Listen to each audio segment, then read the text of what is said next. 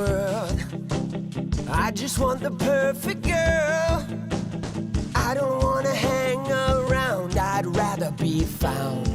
It gets better, I wonder, my pleasure together. Everyone's waiting, anticipating.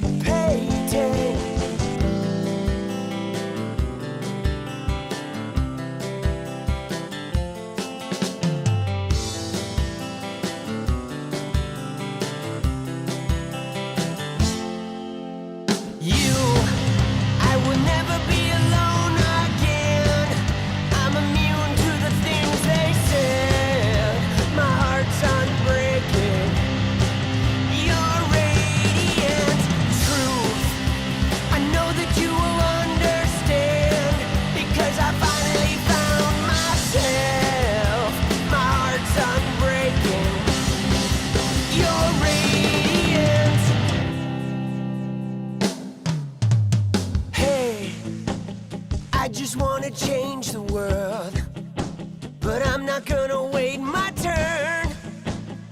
I don't ever want to come down, I'd rather be found. It gets better, I wonder, my pleasure together. Everyone's waiting, anticipating.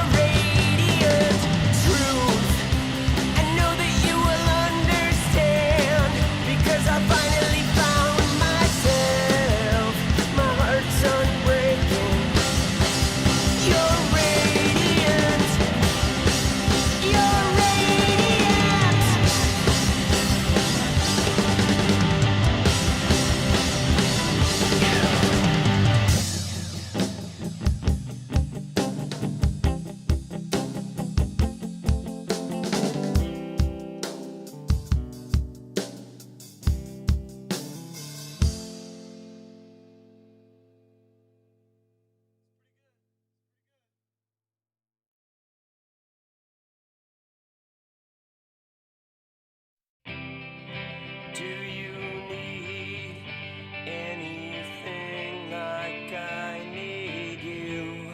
It's over. Do you need anything like I need you?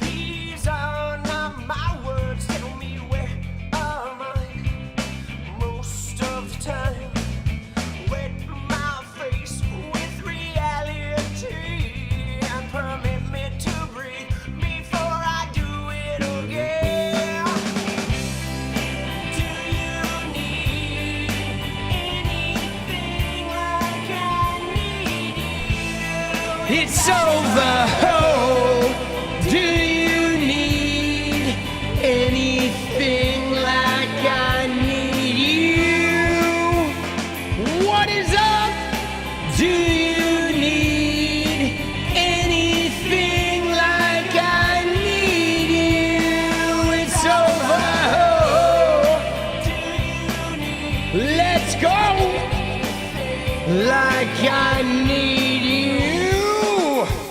Come on! Dude, is it Friday?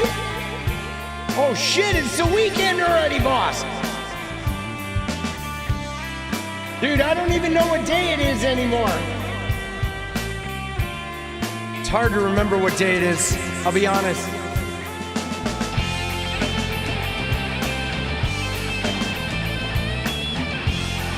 Let's go!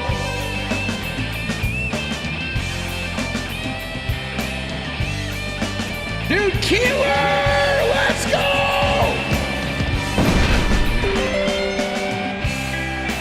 Do you need anything like I need you? It's over. Oh, do you need anything like I need you? Do you need anything like I need you? It's over. Oh, do you need anything like I need you?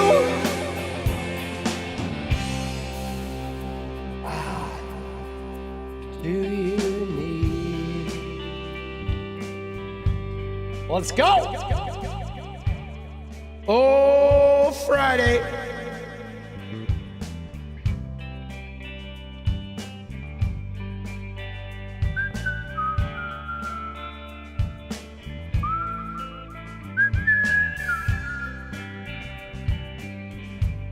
You like this song? It's a good song, actually.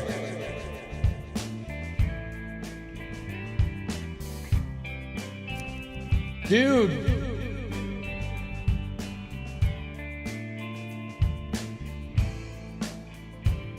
Oh. Let's go.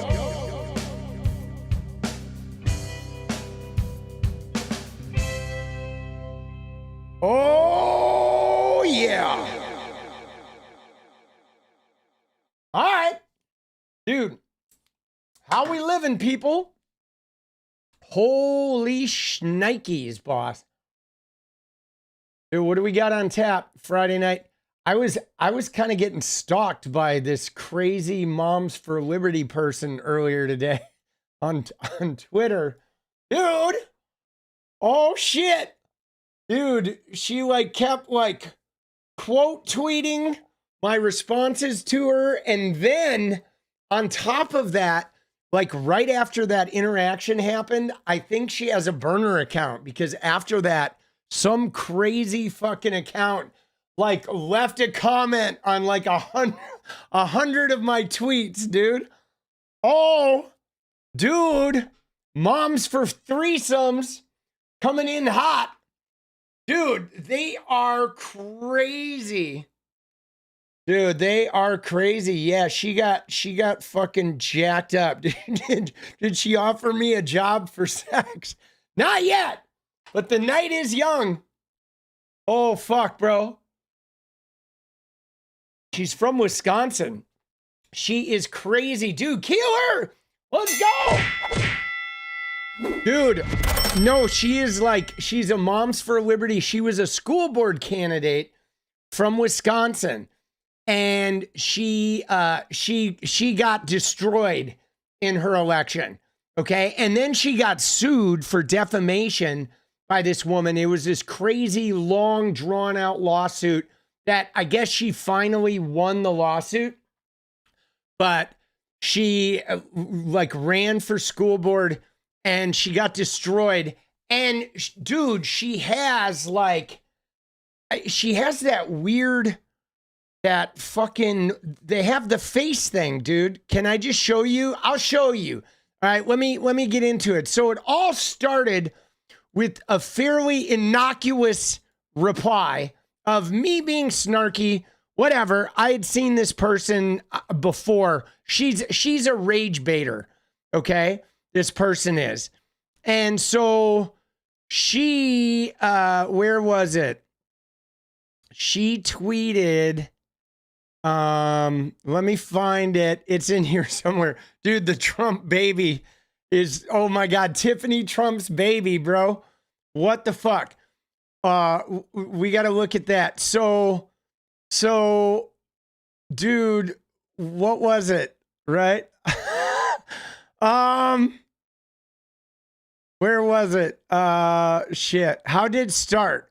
So I guess it started, I don't know why, but so Twitter lately, I don't know if you guys noticed this, but I like to thumb through the For You page.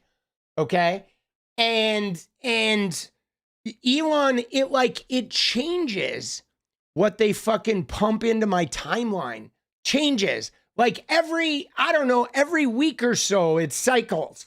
Like 1 minute, it'll be, a whole bunch of whatever TPUSA stuff. And then the next week, like right now, currently what is pumping into my feed all the time is anti-abortion activists and people that like rage bait around, like Donald Trump rage baiters, but not like the right-wing influencers. Like they're like these second-rate influencers. But it like cycles, right? For a while, it was feeding me like pearly things, and then I never saw her again. And then it'll go into, for a while, it was giving me all those ministers, like these pastors that are like rage baiting shit. Right. And now what it is it's giving me all these anti-abortion women and moms for liberty people. So essentially what it started with was this woman. Where is she? She was making a comment about like, there was something about, she had these shirts on, right? They had these shirts on that were like, thank God we're not a liberals. Okay. This is the woman, dude. She's so funny. Okay. So it started with this, okay. On Thanksgiving, this woman like rage baited with these shirts that said, I'm thankful I'm not a liberal. Okay. That's their thing. I'm thankful I'm not a liberal. Or whatever. And somebody made a comment to her about this shit. And then she commented, we have 8 kids combined, but you probably have nothing but a computer in a basement. And I was like, dude, like 4 or 5 of your 8 kids are surely gonna be liberals. And how do you think they're gonna feel looking at you two dumb fucks and being like, oh shit, I can't be liberal around my mom because my mom's wearing these fucking things. So I'm like, you're a horrible fucking parent is what I told her. Okay. And that's where it started. And then I think that comment about, about you're a horrible fucking parent started this shit, right? The other 3 are going to marry each other. Oh, fuck, bro. All right. So then what ended up happening was then, oh shit, dude, that's funny. Hold on. Let me find this other one. Dude, don't be silly. Her kids don't talk to her. Let's go, wild card. Oh, so then, right? Then like somebody said, I'm thankful she lost her school board elections, and she posted this little picture. Look at this. It's like a montage. This is her with Donald Trump, dude. Dude, what is she doing? She looks like frightened. Like, why is she standing like that with Donald Trump? Like she's standing next to a wax sculpture, but she posts this little montage of like her and like meeting Laura Trump and like at some rally. Dude, yeah, it says female. It's a Fame shirt, but it says female. It's one of those anti-trans shirts, right? So look at her though. She posts this thing. And so I said, and you still got smoked. What a fucking loser. So I did strike out right, with her, like, I did sort of throw this little thing of back when she was deleting her racist, homophobic tweets, okay, back when she was involved in this school board fucking thing. And then, right, she fucking, she got a little triggered by that when I said that she's fucking losing, right? So then what she did was she quote tweeted that and said, why take the time to post about a loser? But look at what she does. I love it when they do this, where she says, thanks for increasing my engagement. Okay? Dude, oh shit. She's like, thank you so much for increasing my Twitter engagement. Dude, oh shit. I'm really helping her out. How about her shirt says, I'm thankful I'm not a conservative bigot. Dude, oh my God. So then, oh shit, dude. This was fucking funny, right? Her engagement, right? So then I did this. Dude, this is kind of cruel. But I said, I expose MAGA for a living. Bro, you got that underground bunker Bible-eyed Botox thing going. Holy fucking shit. The Mar-a-Lago invite is coming soon. Dude, look at this though. Look, that's her, guys. And that is Tony Holt Kramer. Tell me you don't see the fucking similarity, bro. Look at that shit. It is like an affliction. I swear, with the little like up curves and this fucking the Mar-a-Lago face, I was like, dude, the Mar-a-Lago invite is coming any minute, bro. Same drunk surgeon. Oh, dude, isn't that brutal? Oh shit, dude. And then I said, here, look at this. Look at this. I said, folks, this is what Christianity does to you. It rots your fucking brain and then goes straight for your face. Young women, beware, right? And then, dude, then look at this. Then she like comes at me with the fucking Christianity thing, right?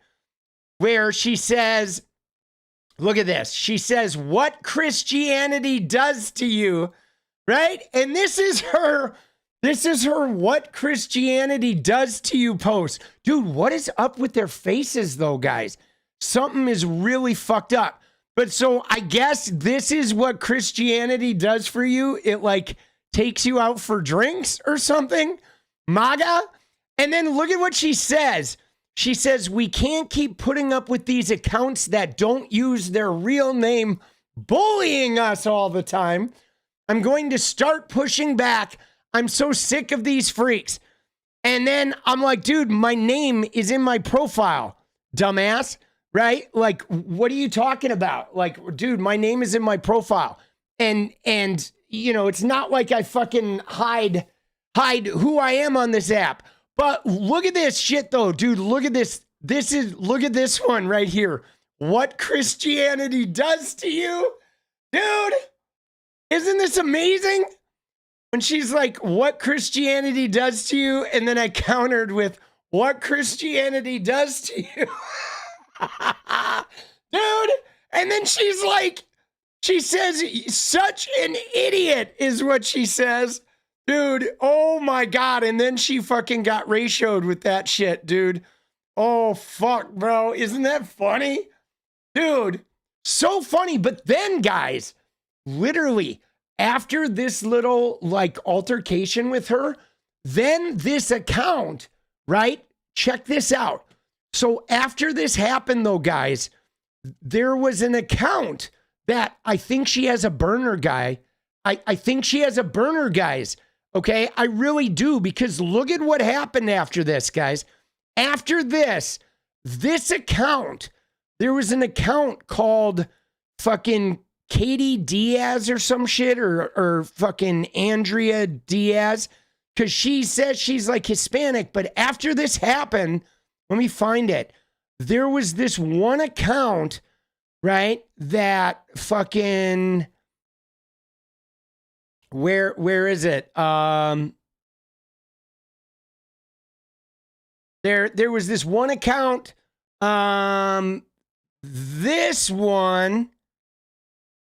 Where is it? Oh, dude, it's fucking gone. Huh. No, they didn't go back and delete all their shit. Oh, no. They replied to a reply.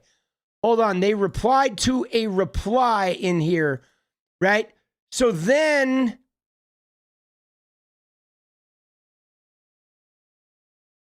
dude, let me fucking find this. Then there was this account that started posting under all my shit.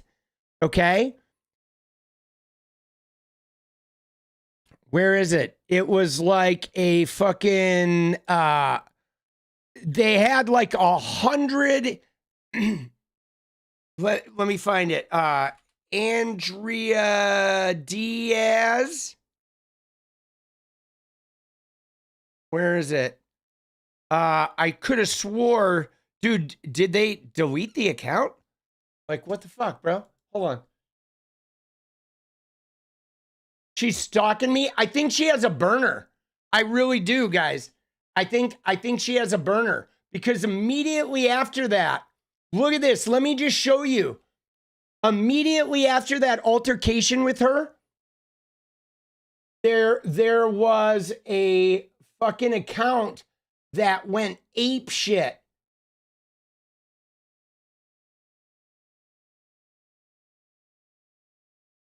This one. Look at this. Okay? Immediately after that. Okay? Oh, I muted her. That's why. Okay. So immediately after this, okay, this account right here, Andrea Diaz, okay, she says she's like, that Scarlet woman says she's a fucking, you know, if you look at her thing, she says she's a proud Hispanic woman. Okay? But immediately after this thing, this account showed up, okay? And look at this, guys. Look at this account. Watch this. Watch what this account does. All right, this account went through a blitz where they literally replied to every post that I had, okay? Every post that I fucking had, this account replied to it for like an hour and a half, dude. Every fucking thing every post that I made, they went through and replied to everything. Look at this.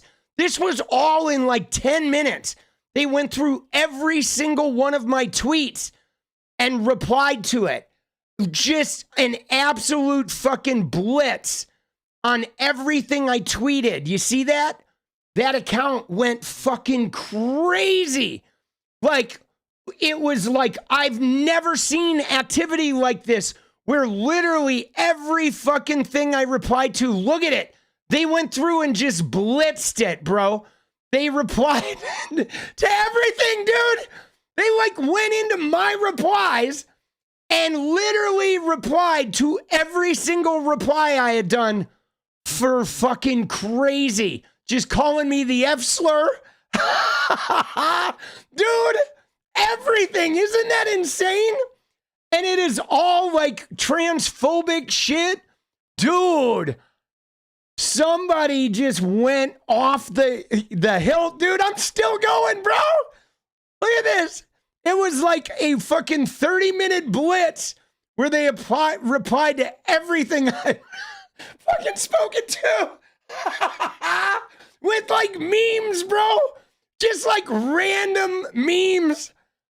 Like, what the fuck, dude? Who does this? You know what I'm saying? Like, this is insane, dude. Isn't that funny? They're still going. Dude, everything. Oh my God, bro. Like, every single reply, just like fucking meme after meme after meme. Like, I'm serious, dude. I'm expecting this person to be like on my front doorstep later tonight. Isn't that crazy? Oh my God, dude. It was like 1 hour. of complete fucking chaos. Oh shit. Isn't that hilarious? Dude, full Joe Rogan. That is like wild, boss. Right? Now, here's the funny thing though, is the irony of this is this woman, right? This Moms for Liberty woman who's out here like, look at this. Look at this, guys. I want to show you something. Because again, guys, this is the Elon Musk syndrome. This is the same shit I got with that 𝗙𝗍𝗍, the redheaded libertarian. Because look at this woman.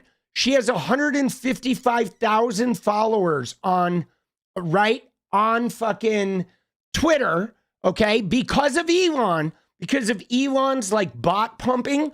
But like, dude, she has a podcast, okay? She has a Moms of Liberty podcast. And like, look at her Moms of Liberty podcast from last week, dude.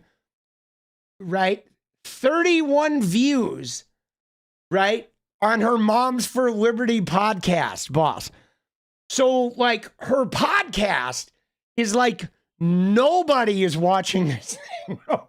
Like nobody. That's out for a week, bro. And it has 31 views, boss. You know, I mean, dude, it's kind of heartbreaking a little bit. But on Twitter, right? On Twitter, she's got 155,000 followers because Elon Musk, guys, you know, and this is that same shit with fucking 𝗙𝗍𝗍. I mean, yeah, it's true, dude. Who's gonna watch fucking Moms for Liberty for 3 hours, dude? I mean, unless they're doing some of that threesome activity, bro, you're not gonna get a lot of play, dude. Oh shit. Speak the truth and plead the fifth, because you can't plead the first. Forget the G ride. I want the machines that are making them. Dude, what's a G ride, bro? Dude, let's go. Thank you, COD. Dude, oh shit. Dude, isn't that funny? It's like, when I saw that, I was like, oh my God, dude. Dude, you had more views on a GT7 video? Dude, oh shit. This is brutal, right? Like, I don't even know, you know what I'm saying? Like, dude, it's like not even the Moms for Liberty watch that fucking podcast, bro. Nobody's watching that shit. Dude, 3 hours, dude. She watched it. Dude, well, I mean, her and her friend have 8 kids, right? So that's like 8 kids' iPads. So that means it's probably only 23 views. And then their husbands, dude, it's like under 20, bro. Oh, shit. Dude, but the face, boss. That face is crazy, bro. You know what I'm saying? Dude, that shit is nuts. Oh, Lord have mercy. But I gotta say though, dude, this fucking tweet right here, like, I feel like this tweet, this one was fucking savage, dude. That is savage, right? Dude, I don't understand how they do that, right? Like, how do they fucking get their faces to like do that shit? Dude, that's that like Pam Bondi shit, bro. You know what I'm saying? I mean, guys, I did a short about this. Guys. Okay? About the Pam Bondi face. Let me find it. Where is it? Is this, dude? It's this fucking Pam Bondi shit. You can't really see it because it's covered up with all that stuff. But it's like they have that jester face. And they all have it, man. You know what I'm saying? Dude, that shit is so crazy. And then the eyes. That's the same person? No, Dushan, this is not the same person. No, this is Tony Holt Kramer. This is a known Mar-a-Lago like lizard crawler. And then this is the Moms for Liberty woman who was all up in my shit. I was just pointing out how she's going to get the Mar-a-Lago invite soon because she's like halfway to Tony Hole Kramer, right? Dude. Oh, shit. You thought they were the same? I mean, dude, they look the same, right? Dude, JD would hit that. Oh, my God. Did you see this? Look at what I found, though. Dude, I found Charlie Kirk. You ready for this, guys? Charlie Kirk trying to win Erica back from JD Vance, right? Yeah, what do you think? Dude, Charlie Kirk doing his best eyeshadow to see if he can win Erica Kirk back. Dude, oh shit. Dude, he wants her back. Dude, I mean, come on. There you go. Slay, queen. Oh shit. Dude, let's go. And she said I'm broke for a reason. Dude, oh my God, that's so funny. Dude, guys, I'm broke. I'm broke now. All right, Scarlett Johansson. Oh, kind of looks like when Joker in 1989 Batman infected people with the laughing chemical. Dude, it's crazy. Dude, the stalking, though. Holy shnikes. She's probably watching. She might be watching. Dude, let's go. Dude, Scarlett, come on. You're going to have to do better than that. Oh, Lord have mercy. Yeah, so, but, dude, she's been rage baiting. Like, for some reason, Elon Musk has been putting this rage baiter into my fucking timeline a lot. Like, dude, you got to see the tweet that I replied to the other day, dude. This shit is funny. Hold on. It's always like these anti-trans weirdos. But, dude, kill her! No way, boss. Another one. Let's go, baby. But look at this shit. Dude, right here. This was the one. All of the political violence is on the left. Dude, isn't that wild? All the political violence is on the left, bro. Oh, my God, dude. Isn't that crazy? Dude, that shit just cracks me up. I mean, dude, that's why I was like, dude, your face is Botox to shit. So, of course, this is what you're going to say, right? Oh, my God. Isn't that funny? All the political violence. Dude, ask Grok to explain this post. All right, Grok, explain this post. Dude. Dude. Oh, thank you. Scarlett Johansson's post asserts all U.S. political violence stems from the left. Oh, thank you, Grok. Dude, what the fuck, dude? This is Grok's big explanation. Check the accounts if you can for where they come from. Let's go, Shaft. Dude, let's go. Dude. Oh, my God, dude. Dude, look at this, though. A Cato Institute analysis of 620 politically motivated murders since 1975 show 391 linked to right wing and 65 to the left. Challenging the post blanket claim? Like, bro, come on, boss. What are we doing, dude? Dude, Grok, you need to sit this one out, dude. Oh my God, dude. What the fuck are we doing, boss? Isn't that funny? Meanwhile, dude, pants dirty. Let's go, Andy. Let's go. Dude, meanwhile,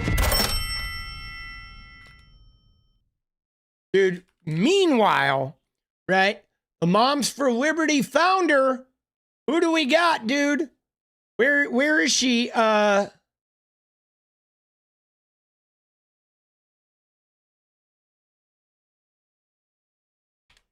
Oh, shit. Right? Ziegler. Dude. Right? Bridget Ziegler. There it is. Florida sex scandal shakes Mom for Liberty. Right? Bridget Ziegler. Here's one of the founders right there of Moms for Liberty. She was big into threesomes. Oh, look at that. One of its founders, Bridget Ziegler, recently told police she and her husband, who is under criminal investigation for SA, had a consensual sexual encounter with another woman. The perceived disconnect between her public stances and private life fueled intense pressure for her to resign from the Sarasota County School Board. So again, Moms for Liberty was founded by somebody who likes to get funky. Now, disclaimer, I don't care if Bridget Ziegler is going down. I don't care, right? You want to go down? You want to have some female lovers? You and your husband want to stack women and whatever, have threesomes or foursomes, or you want a bukkake? Whatever. Nobody cares, Bridget. Have at it. More power to you. But when they run around being the morality police, right? You know what I'm saying? It's like, dude, I'm so down with people having threesomes all day long. It's this idea, though, of it's the hypocrisy. It's the hypocrisy that does it. That dude, you can't run around demonizing LGBTQ people and talking all this crazy shit about sex ed books when you are swinging and having fucking threesomes like that shit. You know what I'm saying? Dude, you know what I mean? It's like, dude, we don't need that shit. Right? Dude, craziness. And of course, they're school board members. Dude, they're wild, bro. Isn't that shit nuts? Dude, that shit is just crazy. And it's always these guys. You know what I mean? It's always these crazy fucking whacked out weirdos, bro. Right? Dude, she is nuts. Oh.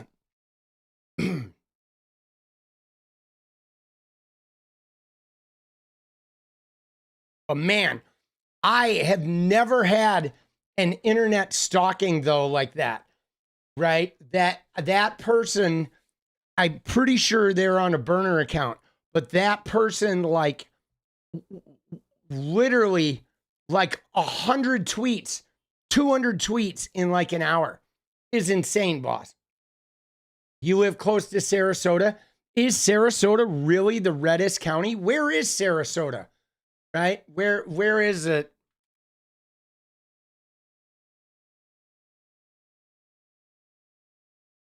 It's on the Tampa side. All right. Oh shit. All right. It's over there. Crazy, dude. It's on the Gulf of Mexico side. Dude, killer. Let's go, baby.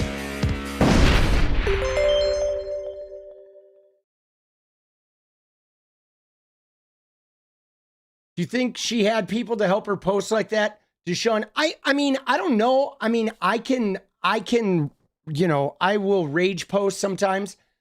You can post pretty fast, you know what I'm saying? When I get in a mood, when I'm sort of, in between editing or whatever, I'll just scroll through and I'll reply to a whole bunch of different tweets, just scrolling through my For You and firing them off. What was really crazy was all the memes and photos and shit. And they were all arbitrary, right? They would have a fucking post of, a Democrat punching themselves in the face, punching a fascist, and then some weird fucking LGBTQ shit. And then, it was all these crazy memes that weren't even tied to what I was saying. They were just rage posting. Dude, iCloud, let's go. Oh shit. But I don't know, man. I don't know. She's a little obsessed, boss. She is a little obsessed. Right? A little crazy. Oh man. Dude, look at this though. Do you see this? This picture of Tiffany Trump's kid? Did you see the Tiffany Trump thing? Dude, look at this. This is nuts, guys. Is she a real person? So the Moms for Liberty woman is a real person, right? The burner account that went to town on my shit, I thought was maybe her, but because it did have that rage thing, but so I don't know. But the Moms for Liberty woman is a real person though. Bro, look at Tiffany Trump. Dude, she posted this picture of Trump with her baby. But, dude, look at the kid's face, bro. Look at this kid, dude. Dude, look at this. Look at that kid, bro. Trump is like, oh, yeah. Dude, posing. He's not even paying attention to the kid. He's just sitting there with his phone, right? Trump was right about everything. Oh, my God, dude. But that kid, boss. Dude, that kid is all of us, bro. Isn't he? Oh, Lord. Dude. That is wild. Dude, Trump shit his diaper and blames the kid. Dude, I would not let Trump within 100 feet of my kid, bro. No way, dude. You know what I mean? Dude, not a chance, bro. Not a fucking chance. He's just like, dude, there's no way. Bro. Isn't that crazy? Dude, what a day. Dude, I wake up, I get stalked by a rabid Moms for Liberty fucking, school board person. Wants to be nowhere near that baby, and the baby feels the same way. Yeah, V. Sneed, you ain't wrong.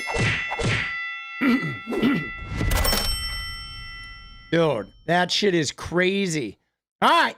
So now, guys, though, we do have to look at fucking Pete Hegseth, boss. Okay? Oh, shit. Dude, Pete Hegseth. What is going on, bro? Right? You see this shit? Dude, this is fucking... I think this is from the... Is it from the Post? Yeah. All right, there it is. Hegseth order on first Caribbean boat strike. Officials say, kill them all. Okay? And guys, this is wild. Okay? This is seriously crazy shit. Okay? I mean, I know that we laugh about fucking Hegseth. You see the drunk picture of him on the thumbnail. Or I have another one. Dude, you ready? You ready for some vintage Pete? I have the old right? I have this one, the Hegseth Barbie, right? Have you seen the Hegseth Barbie? This one's pretty fucking good. Oh, Lord, right? Dude, but yet this is no joke. This is like war crime shit. Okay? The Department of War Crimes. Yes. Yeah. Dude, I don't know if you saw, where was it? I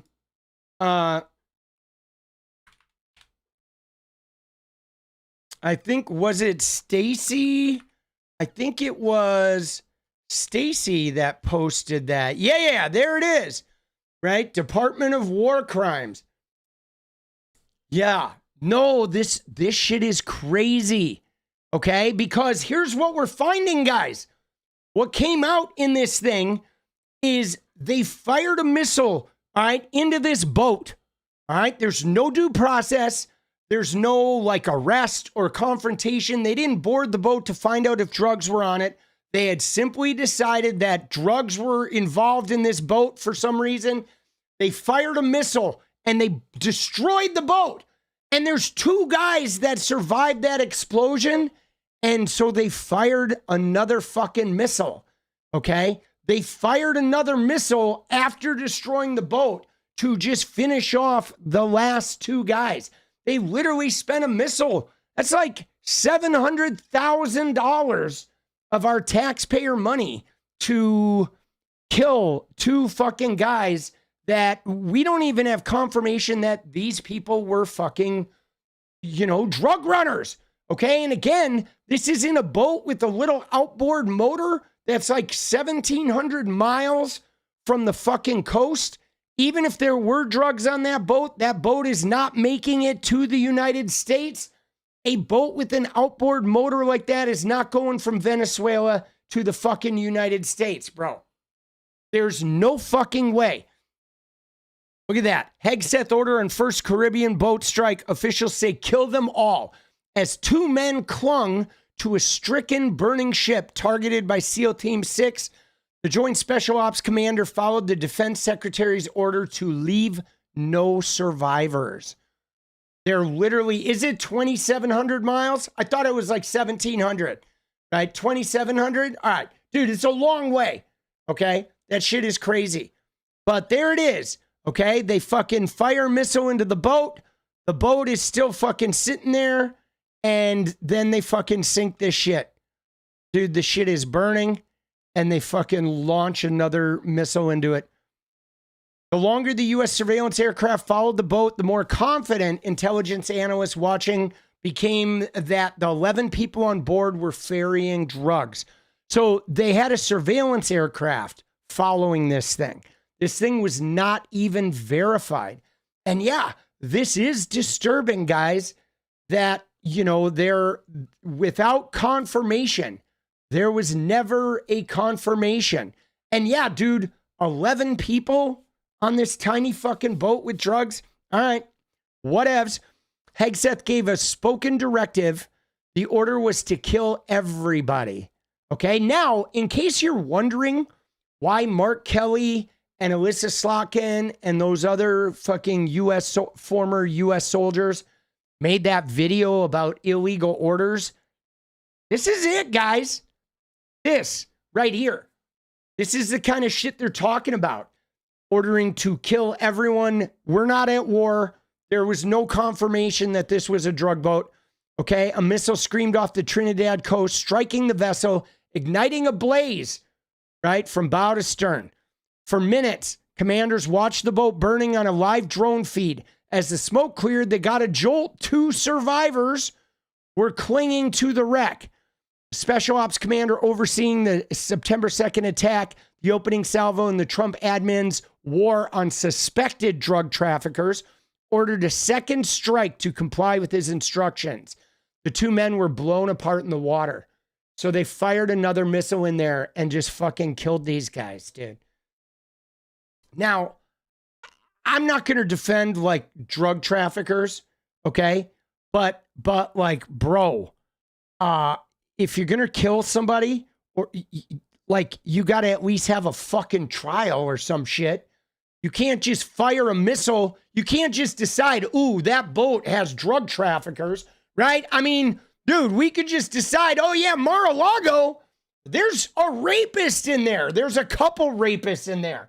So now we're going to fire in some missiles and just, you know, next thing you know, it's a smoldering pile of rubble, right? Dude, it's murder, okay? Hegseth's order, which has not been previously reported, Hegseth's order, which has not been previously reported, adds another dimension to the campaign against suspected drug traffickers.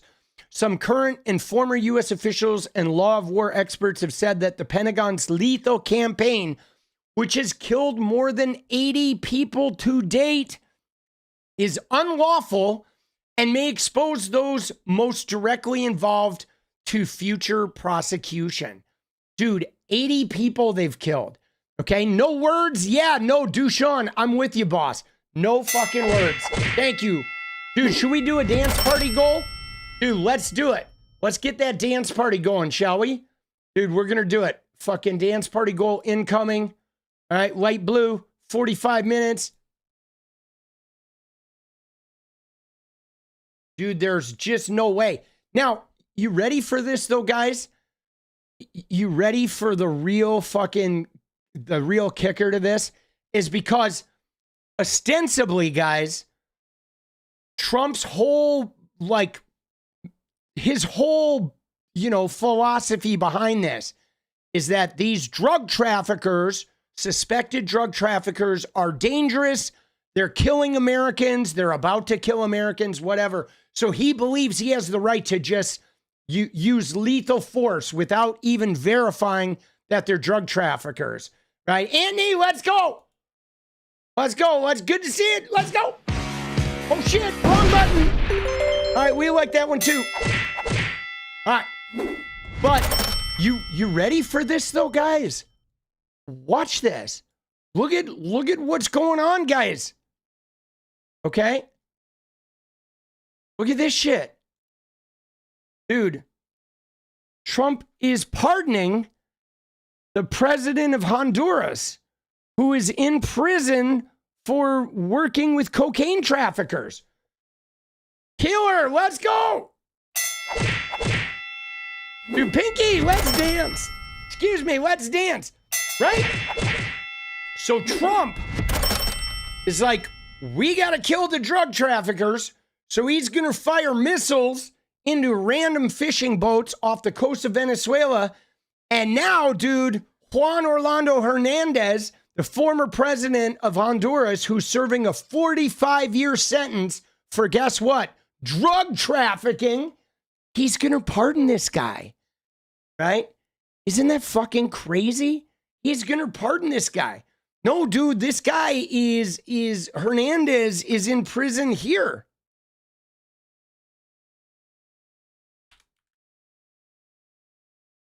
Dude, he's in prison here. Okay?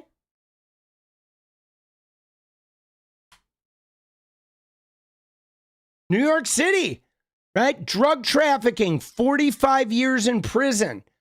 All right? He's serving a 45-year prison sentence for drug trafficking, and Trump is going to pardon this guy, boss.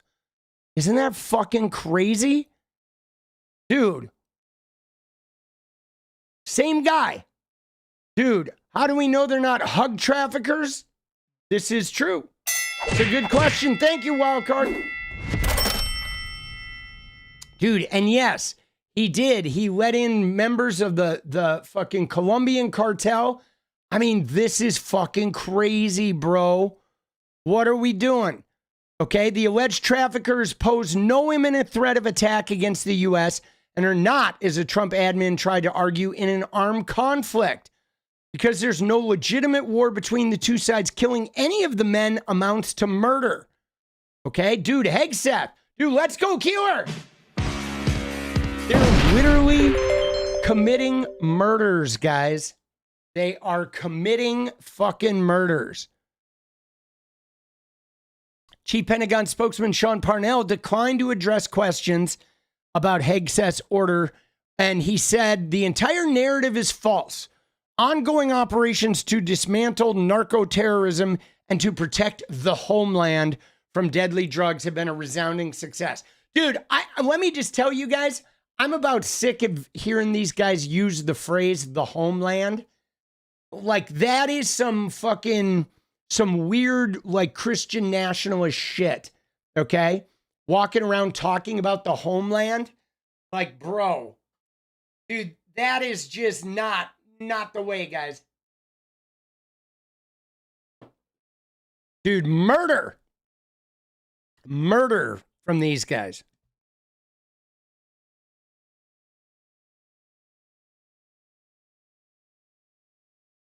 So, dude, and the commander overseeing the operation, right, Admiral Frank Mitch Bradley, told people on the secure conference call that the survivors were legitimate targets because they could theoretically call other traffickers to retrieve them and their cargo. He ordered the second strike to fulfill Hegseth's directive that everyone must be killed. Okay? Later in the day, Trump released the 29-second surveillance drone video showing the attack. Okay? The video does not include footage of the subsequent strike on the survivors. This is the guy, Frank Mitch Bradley. Dude, Frank Mitch Bradley. All right, Mitch. Jesus Christ. And so Trump notified Congress the U.S. was in a non-international armed conflict with designated terrorist organizations, right? Dude.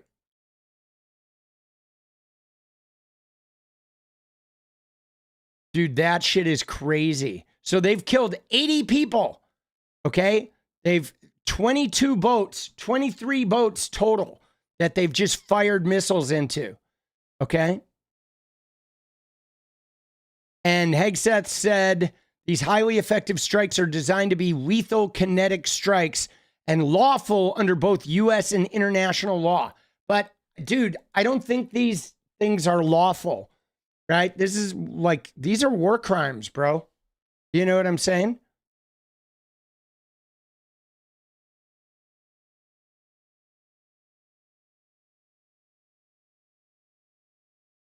And he said, we have only just begun to kill narco terrorists. Yikes, bro. Yeah. All right. All right. That is some crazy shit.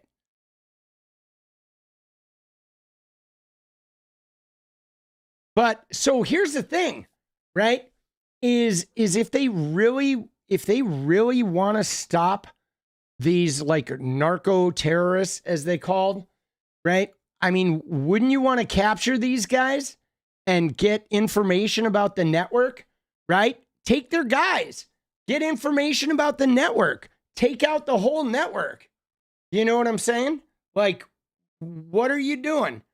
You think that just firing missiles indiscriminately into some fishing boats is going to end the drug trade?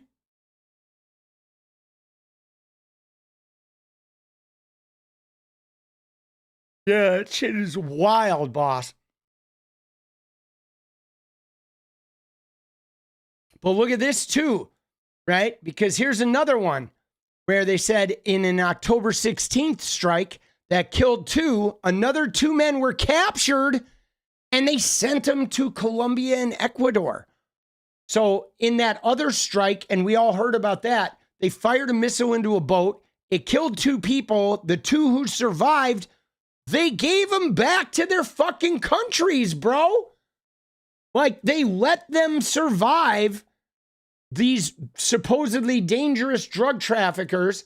They didn't arrest them. They let them go back to their countries. What the fuck, bro? You know what I mean? Dude, that shit is nuts.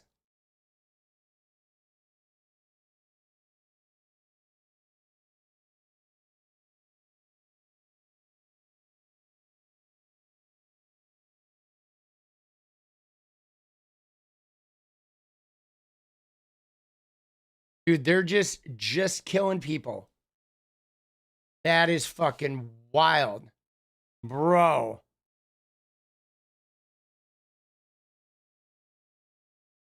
So it says here, Seth Moulton, a Marine Corps vet and vocal Trump critic, okay, got a declassified briefing on the strikes. And he said, mark my words, it may take some time, but Americans will be prosecuted for this, either as a war crime or outright murder. Dude, I mean, this shit is pretty crazy. The first strike, dude, Keeler, let's go, baby. Dude, the boat in the first strike was hit 4 times, twice to kill the crew and twice to sink it. So they fired 4 missiles into one of these boats, okay? Multiple missiles. They're blowing up the boat and then they're firing another missile to make sure there's not even any wreckage left. Dude, that shit is some crazy shit, boss. You know what I mean? That is some crazy shit. Dude, Keeler, let's dance, baby.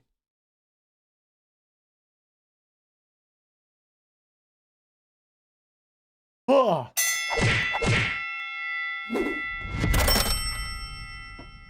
Yeah, man. 2 fucking, dude. How much do Tomahawk missiles?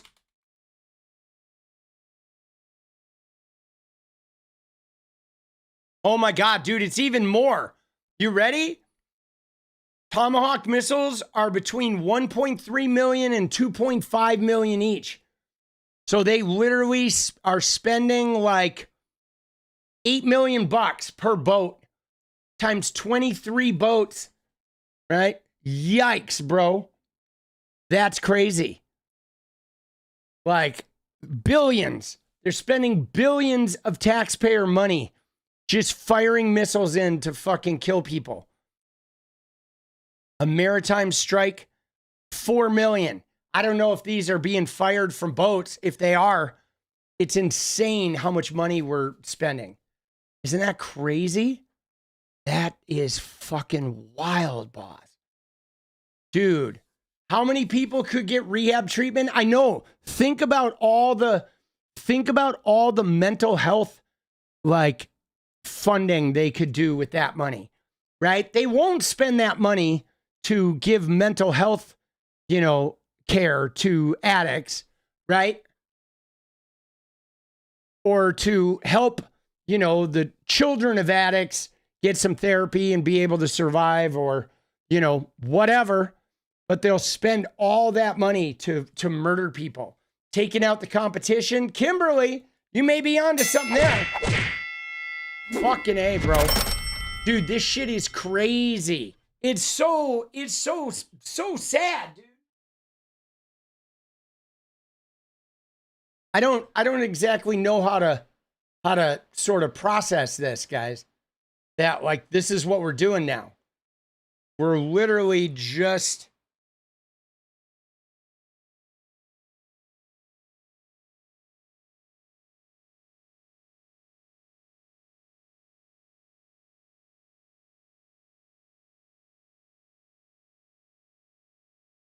and that's what they say. They just say that they're Tren de Aragua, and then they fire missiles.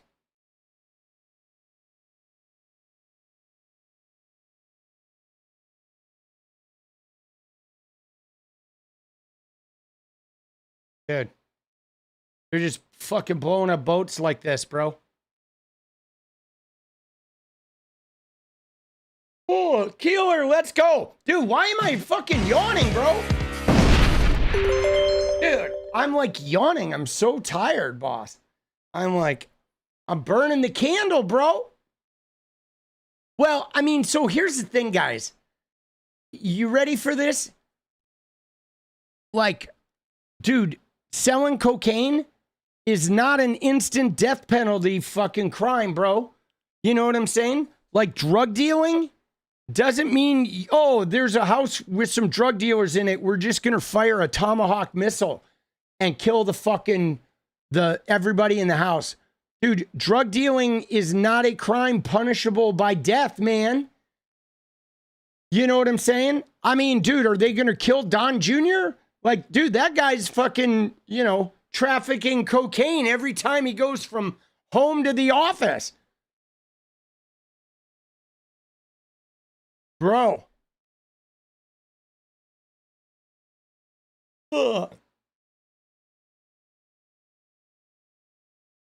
And the crazy shit is like, I don't think cocaine is even like cocaine's not even the number one dangerous drug. I don't think Americans would be too upset if they were actually narcos. They have to prove it to me. They won't because they can't. Yeah, no, Urban, I'm down with that. See, my thing is this, guys. All right, if you want to grab boats, okay? Seriously, if you want to grab boats, you intercept the boats, there's drugs on that shit, fine. Take the drugs, arrest the guys, fucking bring them to the U.S., have a trial, convict them, put them in jail. But let's fucking prove their trafficking and then go ahead and punish them and try to break their trafficking network. But firing missiles and just blowing shit up for no fucking reason, dude, that shit is crazy. You know what I'm saying? That shit is nuts. All right, guys, we're checking in. We got 30 minutes, 13 and 30. And then what are they doing? Like, dude, so they don't, Moonlight, they don't know for sure, right? There's Hegseth. He's waking up after his fucking thing. That's just it. They don't know for sure. Like Hegseth says, oh, we're confident they have some surveillance planes, right? They have some of these stealth surveillance planes like this guy, right? Flying around. They have these guys that are, surveilling and transmitting video footage and shit. So they're saying, like, we're confident They're drug terrorists, narco terrorists, as they call them. But they slap the terrorist label. Let's go, Keeler. They slap the terrorist label on there, and then they think they're just going to, you know, they can just kill the minute they attach the terrorist label. That shit is malarkey. To use the words of the late Joseph R. Biden, dude, malarkey.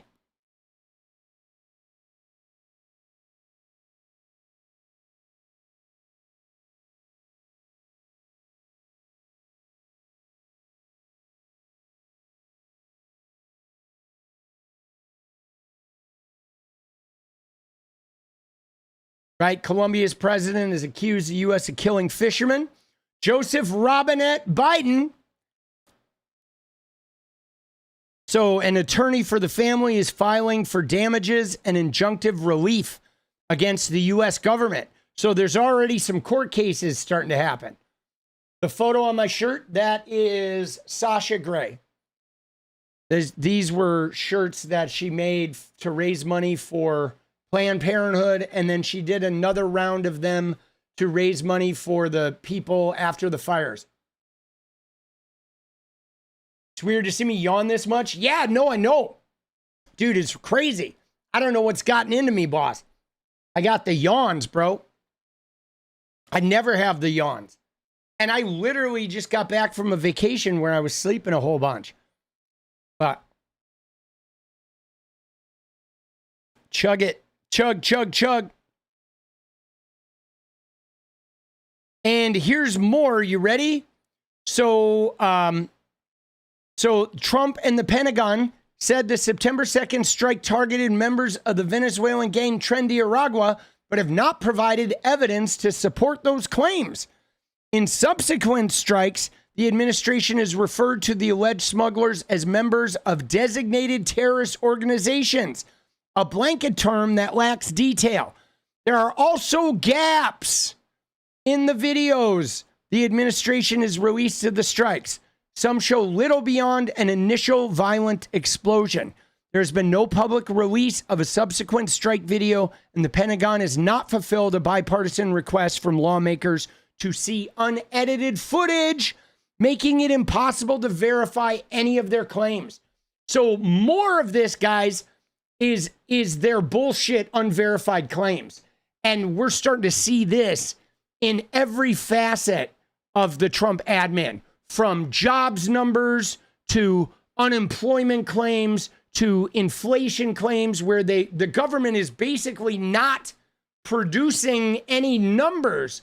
They're not putting out job numbers. They're not putting out any of their data anymore. They're just showing up and saying, hey guys, 1 million new jobs have been filled, right? And you know what I mean? With nothing verifiable. Trump goes out there and says, dude, gas is cheaper than it's ever been. And you go and you look at Gas Buddy, the national average, and it's literally, the same or higher than it was last year. So everything is like unverified, right? Fucking crazy shit, boss. Dude, this shit pisses me off, bro. It really does, man. You know what I'm saying? This shit pisses me off, dude. And Hegseth is out there getting fucking hammered, bro. Let's see what we got here.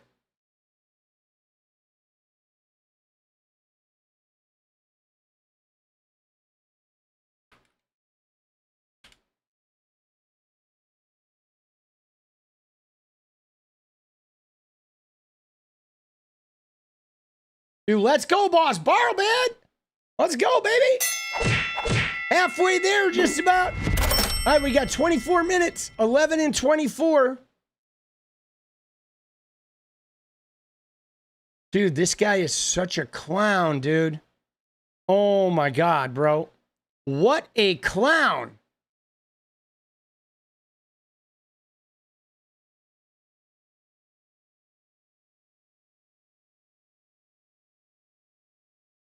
What up?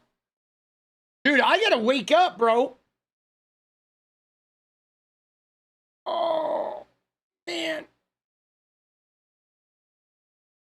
You didn't know he was a drunk? Oh, yeah. No, Hegseth has a oh, there we are. Let's go. Yo, dude, Hegseth has a significant fucking drinking problem. And not only that, dude, dance party, let's go killer. But he has a drinking problem, and he has a little bit of a raping problem too. Okay? That was one of the things. Dude, it's such a horrible story, guys. Like what he did, the Hegseth grape. So he was at a Republican convention and he was getting hammered in the bar, and eventually they had to like cut him off. Okay? They had to like pull the plug on him. I mean, wait till you hear this story, guys. It's brutal. So they pulled the plug on him, and then there was a woman who was like a chaperone, okay? That was like, they had women that were chaperones to help drunk patrons get back to their room. And so this woman, she was married, guys.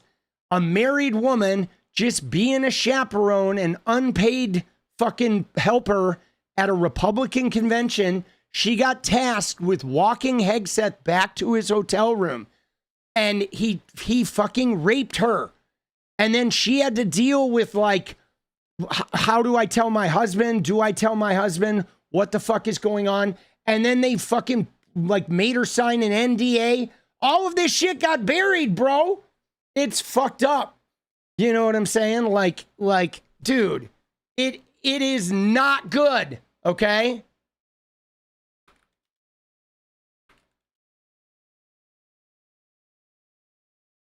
Right? It's 2017.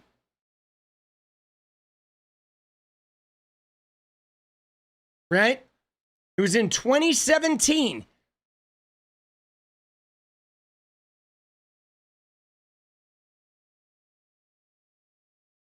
Hold on one sec. Okay.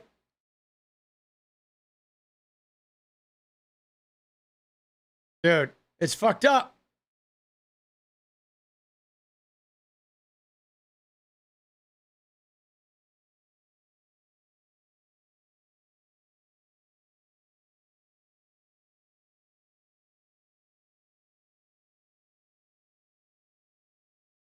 All right.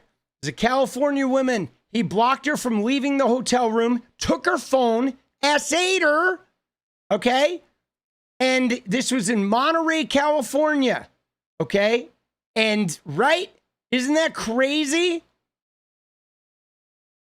Hegseth was, let's see, he was not charged with the crime. Okay. And then he entered a settlement agreement with her and an NDA. All right. You know what I'm saying? And I mean, dude, yeah, no, we have the letter from his mom who said like, wow, this guy is despicable. Okay. Right. But the thing is no charges were filed, guys. And this is what's fucking crazy. Okay. This is what is crazy shit is like when no charges get filed, these guys get off. Okay. That's what happens all the fucking time, guys. Okay. A girl will get raped. She'll go to the cops. She'll go get a rape kit. If the police don't file charges, then it's just like, oh, then I guess it must be, right? It must not be true. So the cops don't file charges. The person pays them off and signs up an NDA, and they get an instant out, right? And the women are stuck because if the charges aren't going to get filed, at least taking the financial settlement is, you know, they can go get some therapy and shit. But this is fucking crazy, okay? So it was October 8th, 2017. He spoke at a convention, the California Federation of Republican Women, at the Hyatt Regency in Monterey. Okay? Right? And then Jane Doe, let's see here. Let's find the fucking thing. So the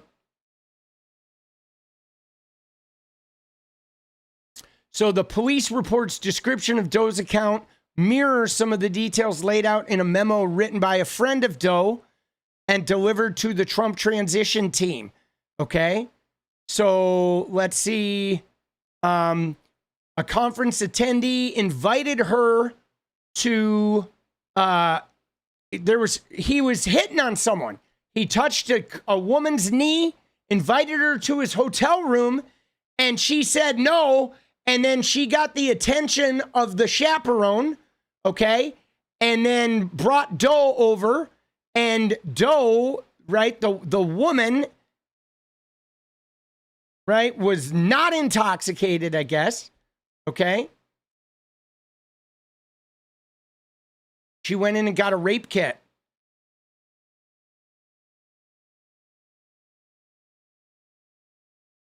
Dude, isn't that crazy? It's fucking brutal, dude.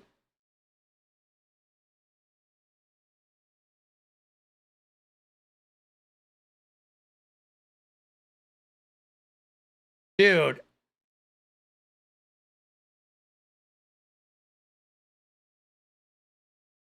Dude. And she's fucking married, bro. It's so gnarly, guys. You know what I'm saying? Like, bro.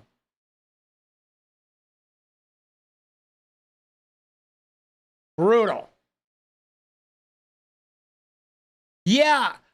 I mean, dude, see, it's weird. I fucking, you know, there's a lot of conflicting fucking, you know, there's always conflicting information around these things. You know what I'm saying? This is what's hard, guys, is, and this is the brutality of like the sexual assault scenario is it always happens when there's no witnesses, right? It happens when there's no witnesses. And then, you know, it becomes a word against word. And you go in, and even if you get a rape kit, if the cops don't charge, there's nothing you can do, right? You can't force them to prosecute, right? They can just decide, oh, we don't have enough evidence. And it's really hard to prosecute them. And the worst thing about it, though, guys, you ready? The worst thing about it is even when they prosecute them, it usually works out in a way that's fucked up. Like Brock Turner is the perfect example. Okay, that swimmer from Stanford, Brock Turner, he literally got caught in the act. Okay, he was behind a dumpster of a 7-Eleven in the act, and two bicyclists rode by, pulled him off the girl. The guy got arrested. He went to trial, and the judge let him off with no jail time, just probation. He got caught in the fucking act, guys. I mean, he still had to register as a sex offender, but that's it. No jail time. Dude, Annette, let's go. Ham Street, let's go. Dude, thank you, Annette. Isn't that crazy? So, like, if you wonder why women choose the bear, okay? If you wonder why women choose the bear, that's why.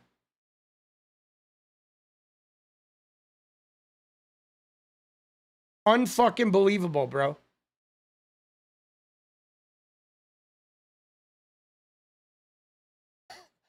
Dude, isn't that funny?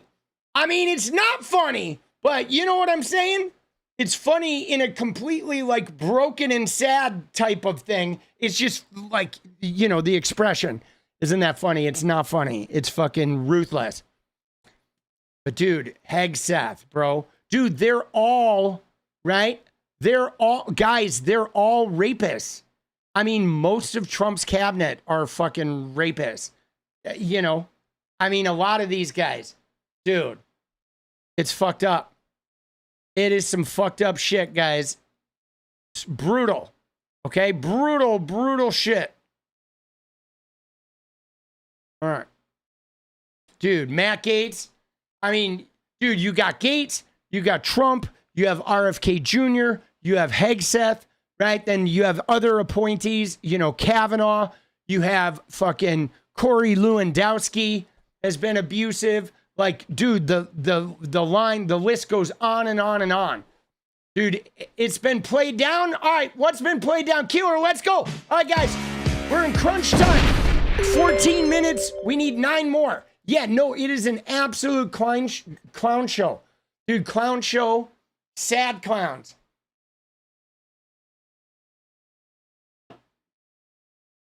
Dems are going to get the House and Senate back. So, I mean, I think the Dems are going to get the House back. I don't know if the Dems are going to get the Senate back. All right. If we look at this, the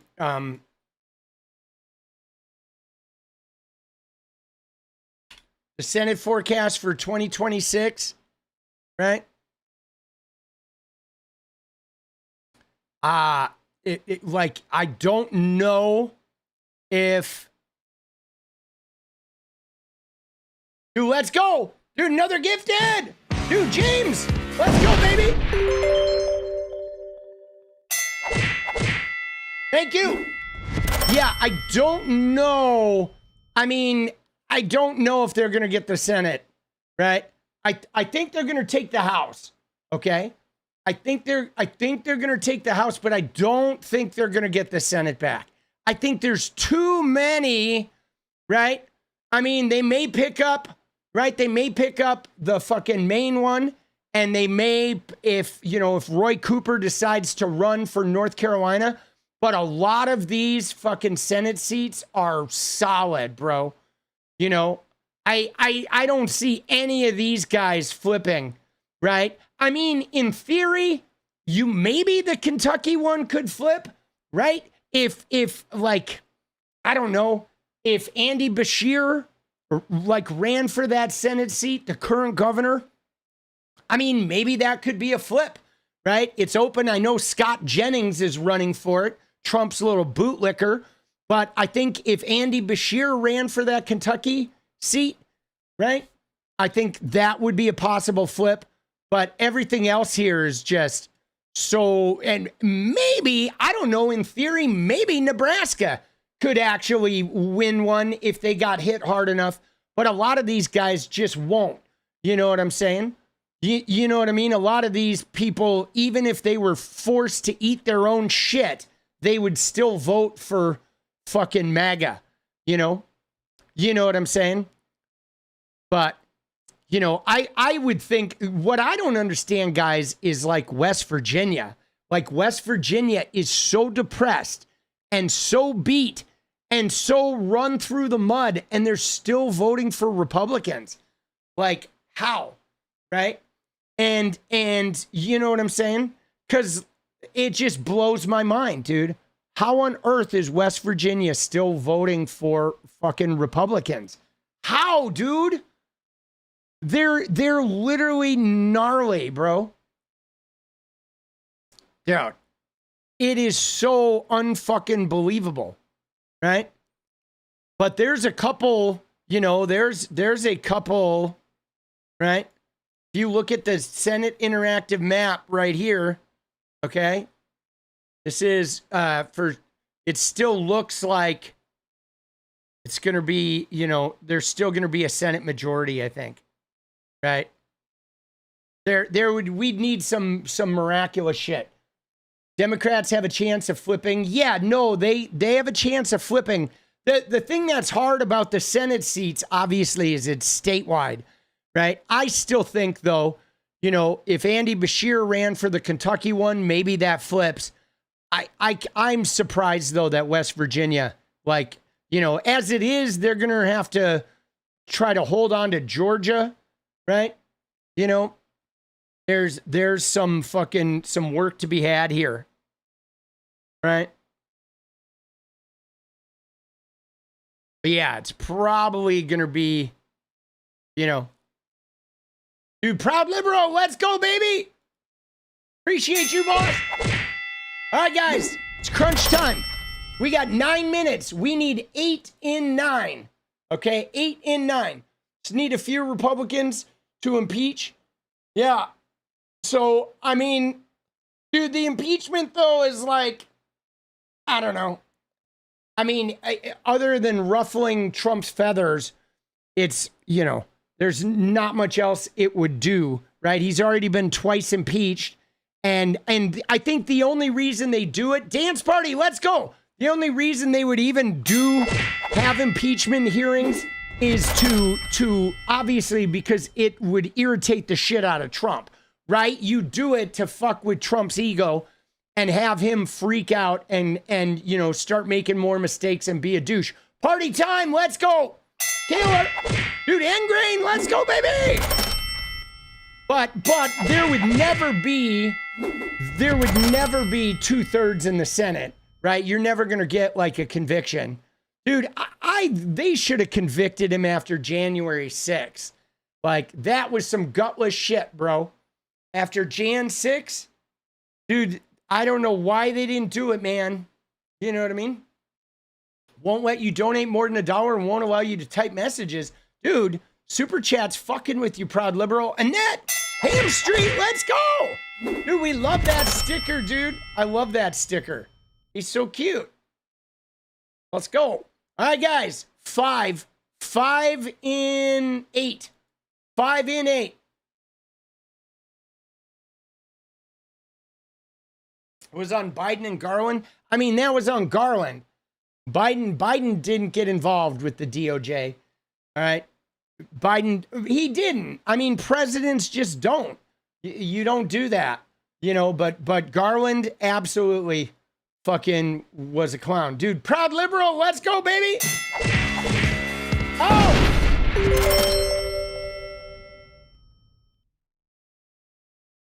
You wish more people knew about this? Knew about what? You messed up. Now it's 4. Let's go, Keeler. There it is. Oh! Dude, let's go. Yes, it is. It is. And then there were 4. Dude, proud liberal, let's go, baby. Dude. Oh, shit. I keep hitting the wrong button. Dude, Dushan, let's go, baby. Dude, I love that punch sound. Sounds like a casino. It does. It does when we're stacking in. Dude, 𝗙𝗚𝗏, let's go. Dude, proud liberal, let's go. Dude, it does sound like a casino when we're in fucking fulfilling the dance party. Right? Dude, Girl Friday, let's go. Oh! Girl Friday on Tuesday, love it. Dos mas. Dude, let's go. Borrow bad, let's go, baby. Oh! And we get to light up fucking Elon. Oh. All right. Dude, what's next? What do we got on tap next? Dude, we got to look at some MAGA crash out. I think we're going to do a little hog watch. I want to see some of the Cenksgiving, dude. Dude, did you guys watch any of that? Hassan and fucking Cenksgiving? Like, bro. Dude, Mr. Moj, let's go, baby. Let's go, Tommy. Love it. Lurking and full of leftovers. We will see about a dance. Thank you, Social Butterfly. Yeah, we made it. Let's go. We did it. Oh. Dude, so what is up with the Cenksgiving, bro? Right? You know what I'm saying? Oh, shit. Dude. Cenksgiving, boss. Dude, you haven't watched Cenk forever? I mean, if only. Right? Candy O shut down her page? Yeah. Yeah, she's snipers. She's worried about snipers. Dude, the 𝗙𝗍𝗍. Yeah, the Cenksgiving. See, I didn't know. I mean... I knew before yesterday, but I didn't know, you know, prior to, God, it was probably, you know, maybe just a year ago that I found out that Cenk and fucking Hassan had that tradition. Okay. Dude, he is such a doofus. See, at this point, though, I don't know how Hassan can even have that without just looking at his uncle and being like, yo, the fuck is wrong with you, man? You know what I mean? Like, there's Cenksgiving. What the fuck is wrong with you, man? There we go. Thank you. Thanks for attending. Like, dude, You know, that's literally the whole thing. He's such a disaster, bro. Like, it is just an absolute disaster. Well, let's see what we got. Dude, Tiana, you crazy? Thanks for being me. Hey, you know, I'm gonna be so much me. Thank you, Tiana. We appreciate you. Let's go. Oh, shit. Dude, you wouldn't be surprised if he says that off camera? Yeah, I mean, maybe he's got to be, like, kind and gentle. But, like, dude, everything about Cenksgiving these days is just a facepalm. You know what I'm saying? It is literally just a fucking facepalm. Dude, they got along this time? Dude, how is that possible? Maybe it's because, you know, Hassan's just not fighting him, right? You know, he's so fucking, like Cenk is so far gone that he's just not even putting up a brawl anymore, right? Two guys that are left, Tucker Carlson and yeah. All right, so what do we got here?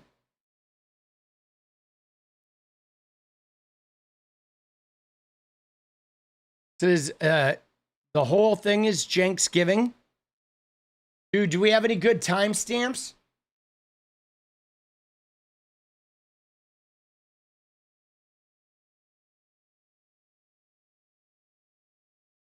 Dude, Cenk is just louder. What is his shirt say? But a lot. Does his shirt say empire collapsed, leaving behind a number of successors? What is his shirt? Does his shirt say unbossed? Unbossed? Dude. What does that even mean, dude? Unbossed? Dude. Right? Like, dude. He is such a clown, dude. Oh my God, bro. It's Nina Turner's show on TYT. Oh, okay. I was like, what the fuck is this, bro?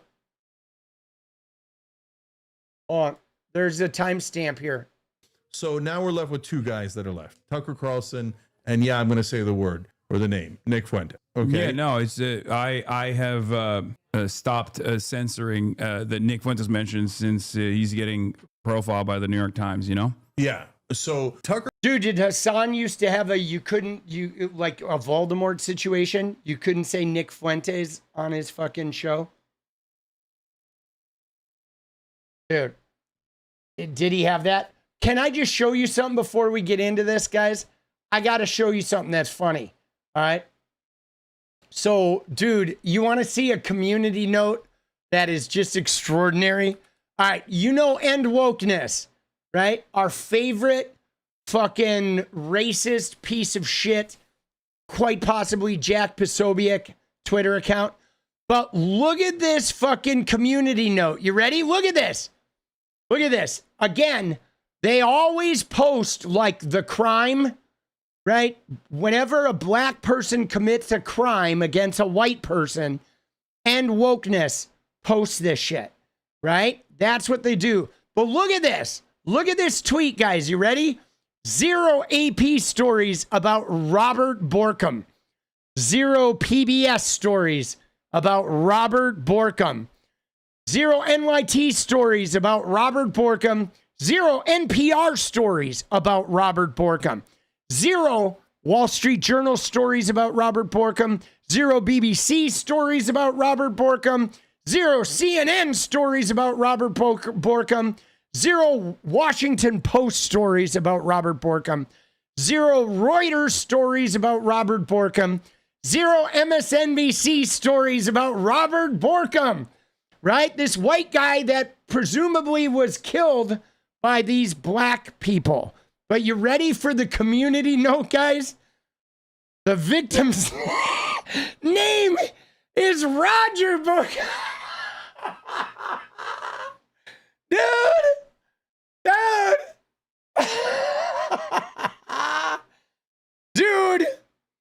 Dude, they fucking, right?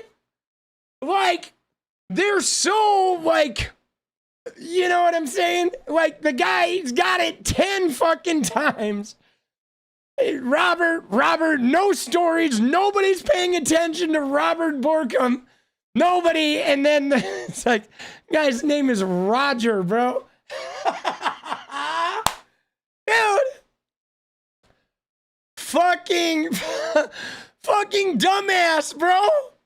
Right? Oh, and then his first name is Roger, not Robert. The point remains. Yeah, the point remains that you're a dumb fucker. Right? The point remains that you're a grandstander, that, you know, you care so much about Roger Borkum that you don't even know his fucking name is Roger, right? That's how much you care. Like, you don't care about Roger Borkum at all. You just care that some black guys committed a crime against a white guy so you can post your racist shit. But you don't even care about the guy's name. You fucking didn't even get the details right, you know? And I mean, dude, is that not the epitome of, like, I feel like that is MAGA. Like, this is MAGA in one fucking tweet and community note. Just absolutely fucking, like, blistering how stupid they are. Just fucking neck breathers, dude. Like, oh my God. Mouth breathers. Oh shit. The victim's name is Roger Borkum, dude. Oh, that shit just kills me, dude. Just fucking kills me, boss. Right? And then everybody in here, dude. Right? Everybody in here is just fucking being so racist. Except other people are like, dude, you didn't even get the guy's name right. Like, dude, what is up with these people? Dude, fucking brutal. Oh, shit. All right, Cenksgiving. Dude, he said he's forced to cover Fuentes to call out his shit now that he's mainstream. Yeah, I mean, the Fuentes thing, guys, is literally, the Fuentes thing is like, is probably the fucking, you know, the worst thing, other than having to, like, look at Erica Kirk all the time with her flat ass and those leather pants and her $50,000 rings, other than having to look at Erica Kirk like a dozen times a day, the worst thing to come out of the Charlie Kirk's passing is the Nick Fuentes elevation, right? Because Kirk and Fuentes were not that far apart. And now that Kirk disappeared, Fuentes has, like, moved in there. There's one other, I see people saying woke her back. Dude, we got to talk about one more thing, guys. Okay? Because I got to show you this other thing. Everyone's been posting this, guys, about woke, the big woke news today, because, you ready? Chevy made a commercial with, like, a white family. So all of the MAGA influencers have been flipping out.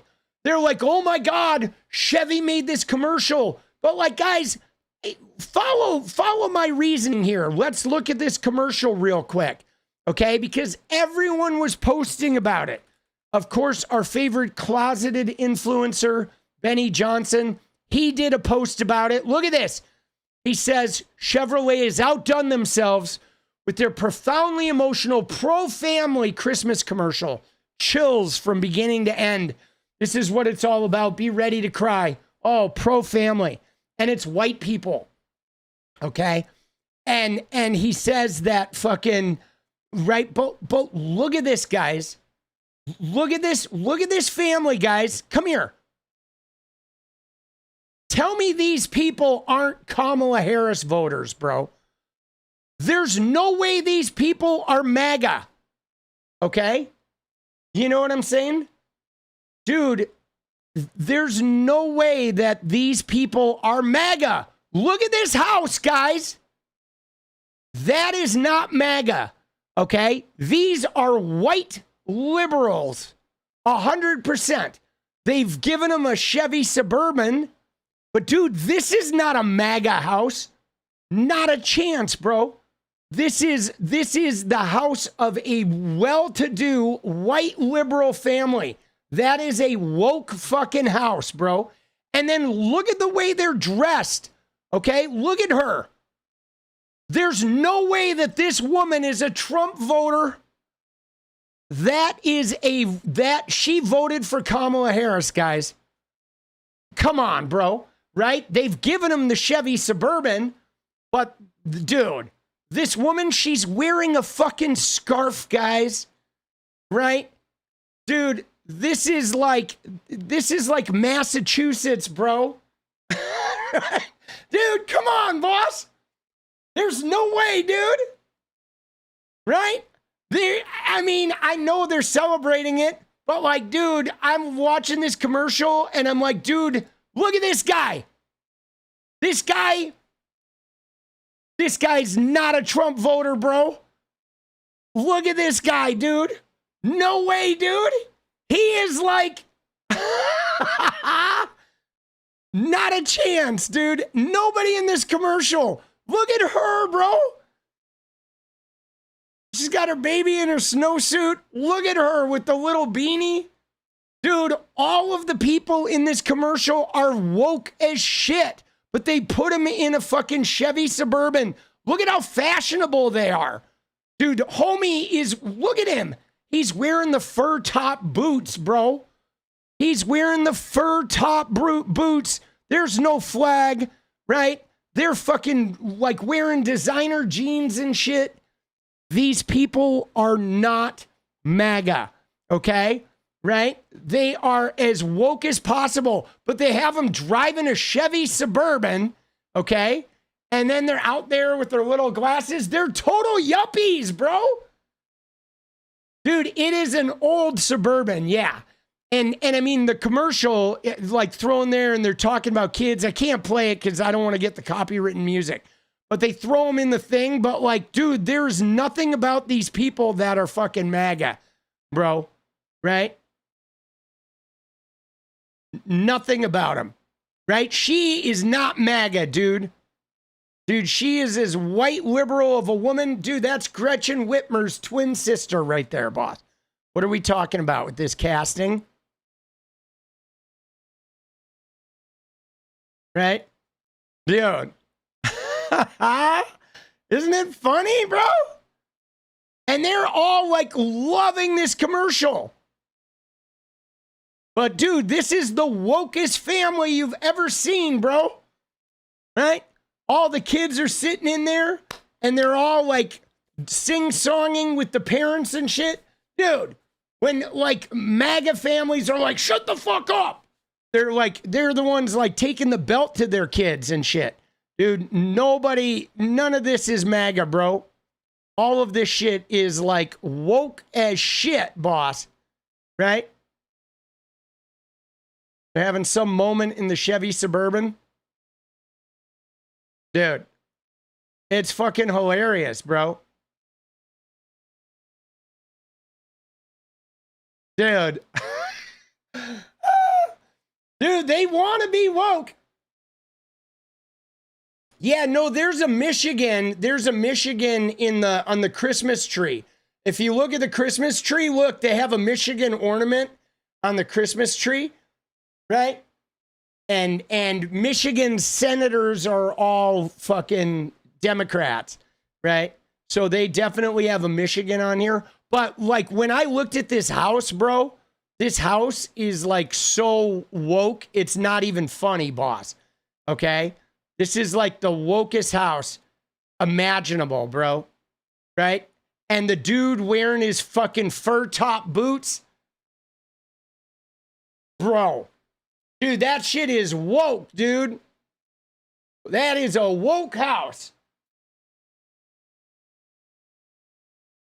Dude, MAGA mostly lives in those fucking, like, MAGA mostly lives in those, like, you know, fucking, what do you call them? Subdivisions and shit like that.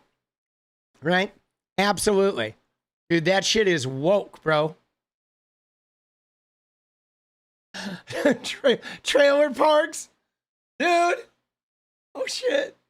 All right. I just thought that was funny, right? Because they're all celebrating like fucking Chevy. They think it's a big win for them, bro.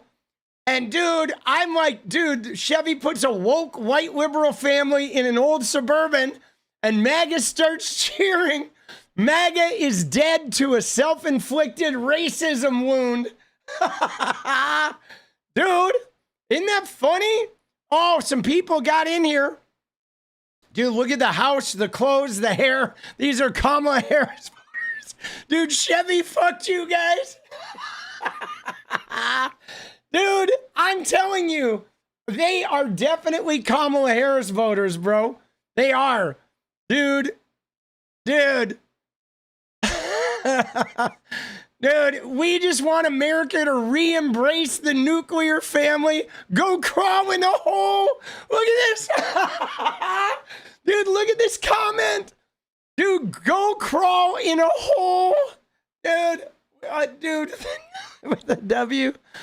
We don't care who the people in the car voted for. The message is loud and clear. Dude, the message that, oh, like have kids or something. Dude, God will decide your fate.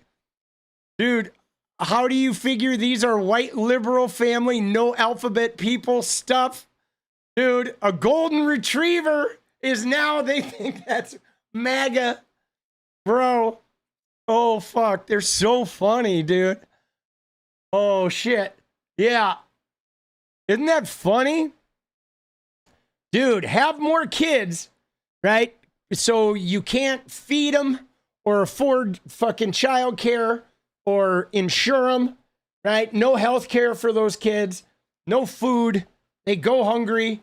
And then as soon as you have kids and they're in the school, you're going to start having battles over the school board, right?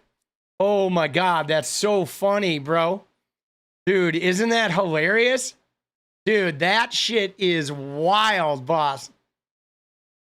Dude, pro-life until you're not a fetus any longer. Dude, let's go kill her! All right. Dude, I think my yawns have disappeared. Dude, are we ready? Are we ready to get into... are we ready to get in...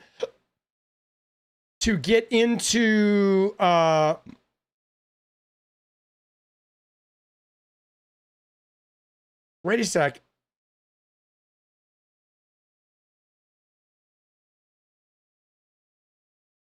To Cenksgiving? Yeah. Let's go, dude. Social butterfly. Dude, yeah, Benny is pretty wild, boss. Dude, he's a character. I mean, there is a farm in it. They drove by some MAGA people, right? Like, even when you look at the neighborhoods, right? Like this neighborhood, like, look at that shit, bro. I mean, you know, granted, some of these people might be Trump voters because of the cha-ching, but like, dude, this has white liberal neighborhood written all over it, boss, right? The upper middle class white liberal neighborhoods. And then they drive by a farm, right? The people living on the farm, those guys are MAGA. The people living in the trailers, the dude living in this house is MAGA. Dude, there's a farm in it. There is, bro. They drove by the farm, boss. Oh, shit.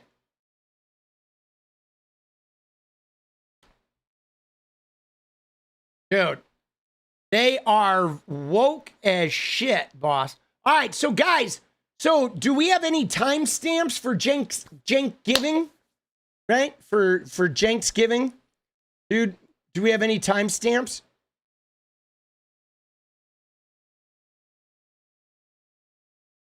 What do we got?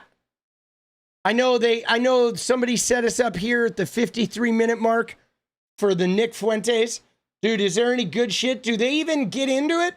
I feel like Hassan looks like he's got resignation on his face. Like he knows that his uncle is a lost cause and there's just no point in like fighting it any longer. Right? You guys get that vibe? That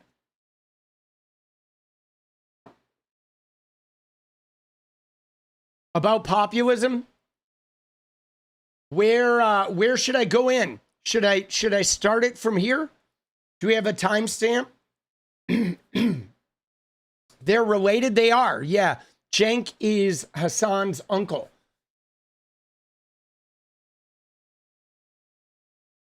Do I just start it here? All right, I'll just start it here. And if we find some fucking shit, pretty much the beginning, yeah, but I'm not going to watch the whole 53 minutes. So if we have something good, we can start it. I guess we could watch the beginning and then we'll come up to the 53 minutes and we'll see.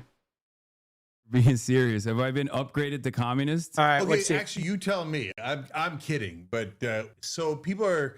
All right, here we As go. you guys know, it's a time-honored tradition every single year since 2018 to have 𝗙𝗪𝗏 in the building. Okay, let's start off with why you said that you were going to your communist nephew's house. I can't tell if you were memeing or if you're being serious. Have I been upgraded to communist? Oh, Okay, shit. actually, you tell me. I'm kidding, but so people are constantly calling you all sorts of names. You go to China, you love it over there. So what should we call you? What are you?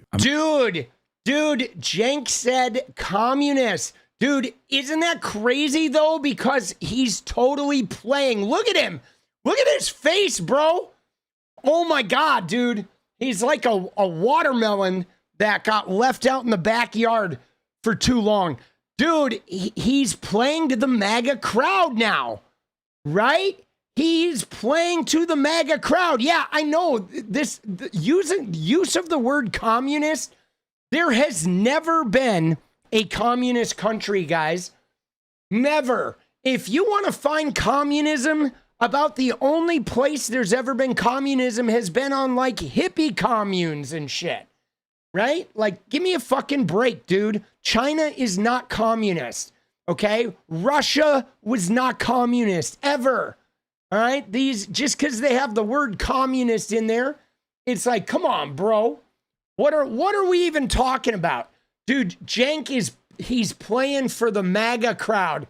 Cenk, we see you. Dude, Stephanie, let's go. They're all cooked. They all have resignation on their faces. They do. Let's fucking go. Oh. Oh. Oh. Oh. They do. They have serious resignation. Dude, Cenk, look at him, dude. Dude, I gotta screenshot this. Look at this. Homie. That is some fucking, look at that shit, bro. Tell me that's not the real deal. Dude, there it is, boss. Dude, 𝗏𝗢𝗟𝗏 fucking whatever her name is. She is humming right now, dude. She's like, 𝗙𝗪𝗏, please be my guy.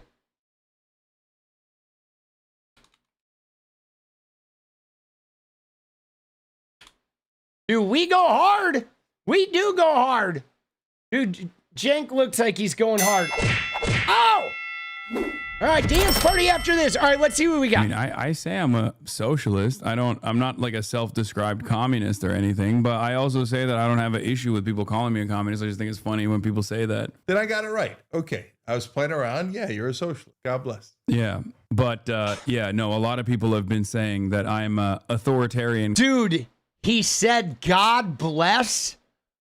Like, wait, I thought you were a Muslim. Dude, what the fuck is going on, dude? 𝗙𝗪𝗏 said, God bless. Did you see that? Our resident Muslim, or he's only Muslim when he's being attacked, right? When he's being oppressed. He said, God bless, dude, homie. Dude, he is like straight up playing to a new crowd, boss.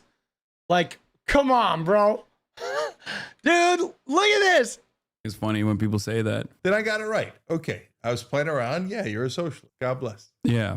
But yeah, no, a lot of people have been saying that I'm a authoritarian communist. That's what they're saying. Well, not everybody. Some people say I'm a revisionist and therefore a social fascist, but those guys are the real commies. You know what I mean? Those are that's the real Max left. Okay, yeah. Luckily I don't even know those folks. They're in your replies, I suspect. Actually, all right, here we go. Wait, dude, Unbossed, turned by Shirley Chisholm in 1972. All right, Dude, I am bossed. So I'm like unbossed. It feels like it fits Cenk, right? Dude, he didn't know his nephew was a socialist. I don't think Cenk really knows much about anything, guys. You know, I've never seen anyone with worse political takes than Cenk Uygur. They might have given up on you at this point. Oh, yeah. They yell at me all the time, though. Not that it matters. All right, I will keep calling you a centrist, lol. Yeah, people say I'm a centrist. Well, the political spectrum has moved if you are a centrist. Although kind of, I mean, look, you backed Mamdani 200%. Mamdani's now bros with Trump. I mean, if that's not centrism. It's the horseshoe. Yeah, by transitive property, I'm homies with Trump. But obviously, we already knew that. And technically, you too, because we were far too critical of Kamala Harris. And if you're critical of Kamala Harris, who was the best possible candidate at the time, that means you wanted Donald Trump to win. Yeah, I actually think that we have thoroughly defeated those guys. So there's a lot of folks out there that are still in the circle for who might come out ahead, right, in terms of ideology. But the guys who are not going to win, I don't think, are the ones who are like, oh, Kamala was right all along. Like, dude, you know who's going to win in 2028. I mean, it's looking right now, unless something changes, it's going to be Gavin Newsom. And 𝗙ecie𝗶𝗏 is going to fucking spontaneously combust. Right? That's kind of done, right? Dude. So the way that, you know what I'm saying? Like, that's definitely, if Gavin Newsom wins, like, what is TYT gonna do, bro? Dark Newsom? Oh, shit, bro. That would be, like, the end of, like, populist nightmare, bro. Seriously. You know, like, I would love to just be a fly on the wall in the room if that were to happen. I mean, we'll see. We have a long time before then, but like right now, it looks like he's the one really picking up the steam. You know what I'm saying? They may like him again by then. Maybe. I mean, they do swing both ways. That we know. that makes a comeback is through the form of Buttigieg or Newsom, right? So those guys aren't done. But like the Kamala stands, the beehive is dead, right? There's not a single K-hive, yeah. Yeah, K-hive, right. Yeah, There's not a K beehive left in the hive. Yeah, beehive is very much alive. There's a bayhive. Bayhive, yeah, that's the biggest one. But her and Taylor Swift are immortal. But in politics, Kamala's done. All right, so we've had many battles on this broadcast about our disagreements. But I think it's important to start the conversation with our agreements. You've been manning the ship on Piers Morgan every single time you appear, defending Palestinians and Palestinian humanity. Has your attitude shifted on this issue over the last 2 years? Maybe a little bit, actually. That's interesting. So I've always been obviously against all of Israel's war crimes, its occupation, etc. And so October 7th, the day itself was, of course, bad. And then the reaction has been horrific, and it's an obvious genocide. And we said that from day one. Yeah, isn't it weird? I was thinking the same thing that Iron Fist said, how like Cenk is like 3 feet behind him, right? Hassan is like, he's got his crazy fucking uncle like back behind him. And he's just like, I'm talking into the camera. I'm not even looking at you. You're back there. And Cenk is like back in his little space.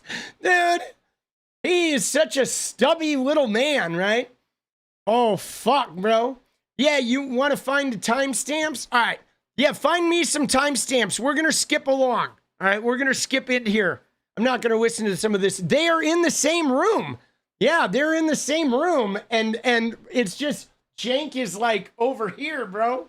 He's like, dude, it's fucking hilarious. Killing more people, right? So, and that's why over 70,000 Americans die every year because they don't have health insurance. Here we go. Motive to you. Number two, it's a combined pool, makes it a lot less, more efficient. And then most importantly, dude, Hassan though just doesn't look like at all fucking like enthused. He is like zero. he is fucking like 0% enthusiasm here. If you put a profit motive on denying healthcare, which is your costs, they will deny healthcare to their maximum ability to maximize profit. So then you've literally built an industry that is better served by killing more people, right? So, and that's why over 70,000 Americans die every year, because they don't have health insurance. That's among the reasons why. And way more die because their insurance didn't cover the thing that they had, because we privatized it. It's actually mental to privatize health insurance. It's just as dumb as privatizing cops, or even worse, the fire department. I mean, I feel the same way about housing in general. Like, I don't think it means that it has to be like gray, brutalist architecture and city blocks. There are plenty of examples from Singapore to China, all the way to Austria, Vienna, where socialized housing runs supreme, even in Hong Kong, as a matter of fact. And I was actually surprised to find this out, but I believe it's like 52% of everyone living in Hong Kong actually live in government housing. But that also has a major benefits cliff. So that actually keeps wages relatively low, or people unemployed, in an effort to make sure that they're still in government housing, because every house that is not owned by the government, that is not public housing, is so unimaginably expensive. Like, the price difference is like let's say the price difference is like $300 for government housing versus like $7,000 for a private unit. Like, the cheapest private unit is so much higher that people would rather just like be unemployed than to actually get like that fiscal cliff would not exist under a universal program. And if people wanted luxury housing beyond that, you know, they could choose to spend all the extra dollars and get taxed out the ass in order to have the luxurious privilege of having this mega mansion or whatever. Yeah. So look, I'm not anywhere near that. I think housing, but not totally private. I'm willing to experiment with public housing in certain circumstances and see how it goes. And Dude, Cenk, you know what's funny about Cenk? Like, rarely do we actually hear policy from him. Like, have you noticed that? I've noticed that Cenk talks about populism. He says populism, populism, populism. I'm a populist. But like, he doesn't really have any concrete fucking like policy ideas ever, right? You know what I'm saying? He doesn't have any of them, right? He's so devoted to keeping housing a commodity. Yeah, dude, it's so weird, bro. He just doesn't have any policy. He's just like a theoretical person. You know, he's like a theoretical fucking, everything is like theory with him. how does it affect the market? Does it, you know, like we talked about earlier, create more supply and hence help with prices, right? And, you know, is there a bare minimum where we should help people not be on the streets? Of course, right? Dude, let's go. Low down, dirty, no good, filthy president. Maxine Waters. Let's go, baby. New Zealand is not perfect. We do okay. I mean, dude, you know, my thing is like, there are just a couple things that I look at where when you look at housing, when you look at food, and when you look at healthcare, like there are some industries that should have a large nonprofit component.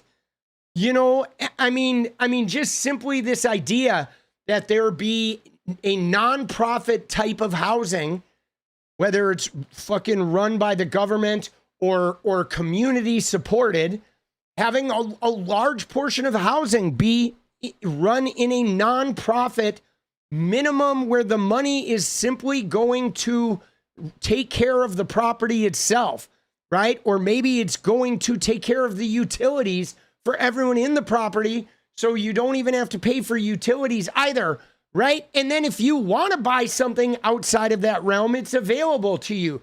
But having a minimum standard of decent living that is coming from a nonprofit sort of like, you know, a nonprofit like layer of industry, right? I mean, everything's an industry. Housing is an industry, food, groceries, industry, healthcare is an industry, and then they all have profit motive. But like, you could still have the industry and you could have an option that is like a nonprofit. And I mean, they already do that. There's like food co-ops and there's grocery stores. And food co-ops are very successful where they have them. There's a ton of them in Portland, but they're not putting the grocery stores out.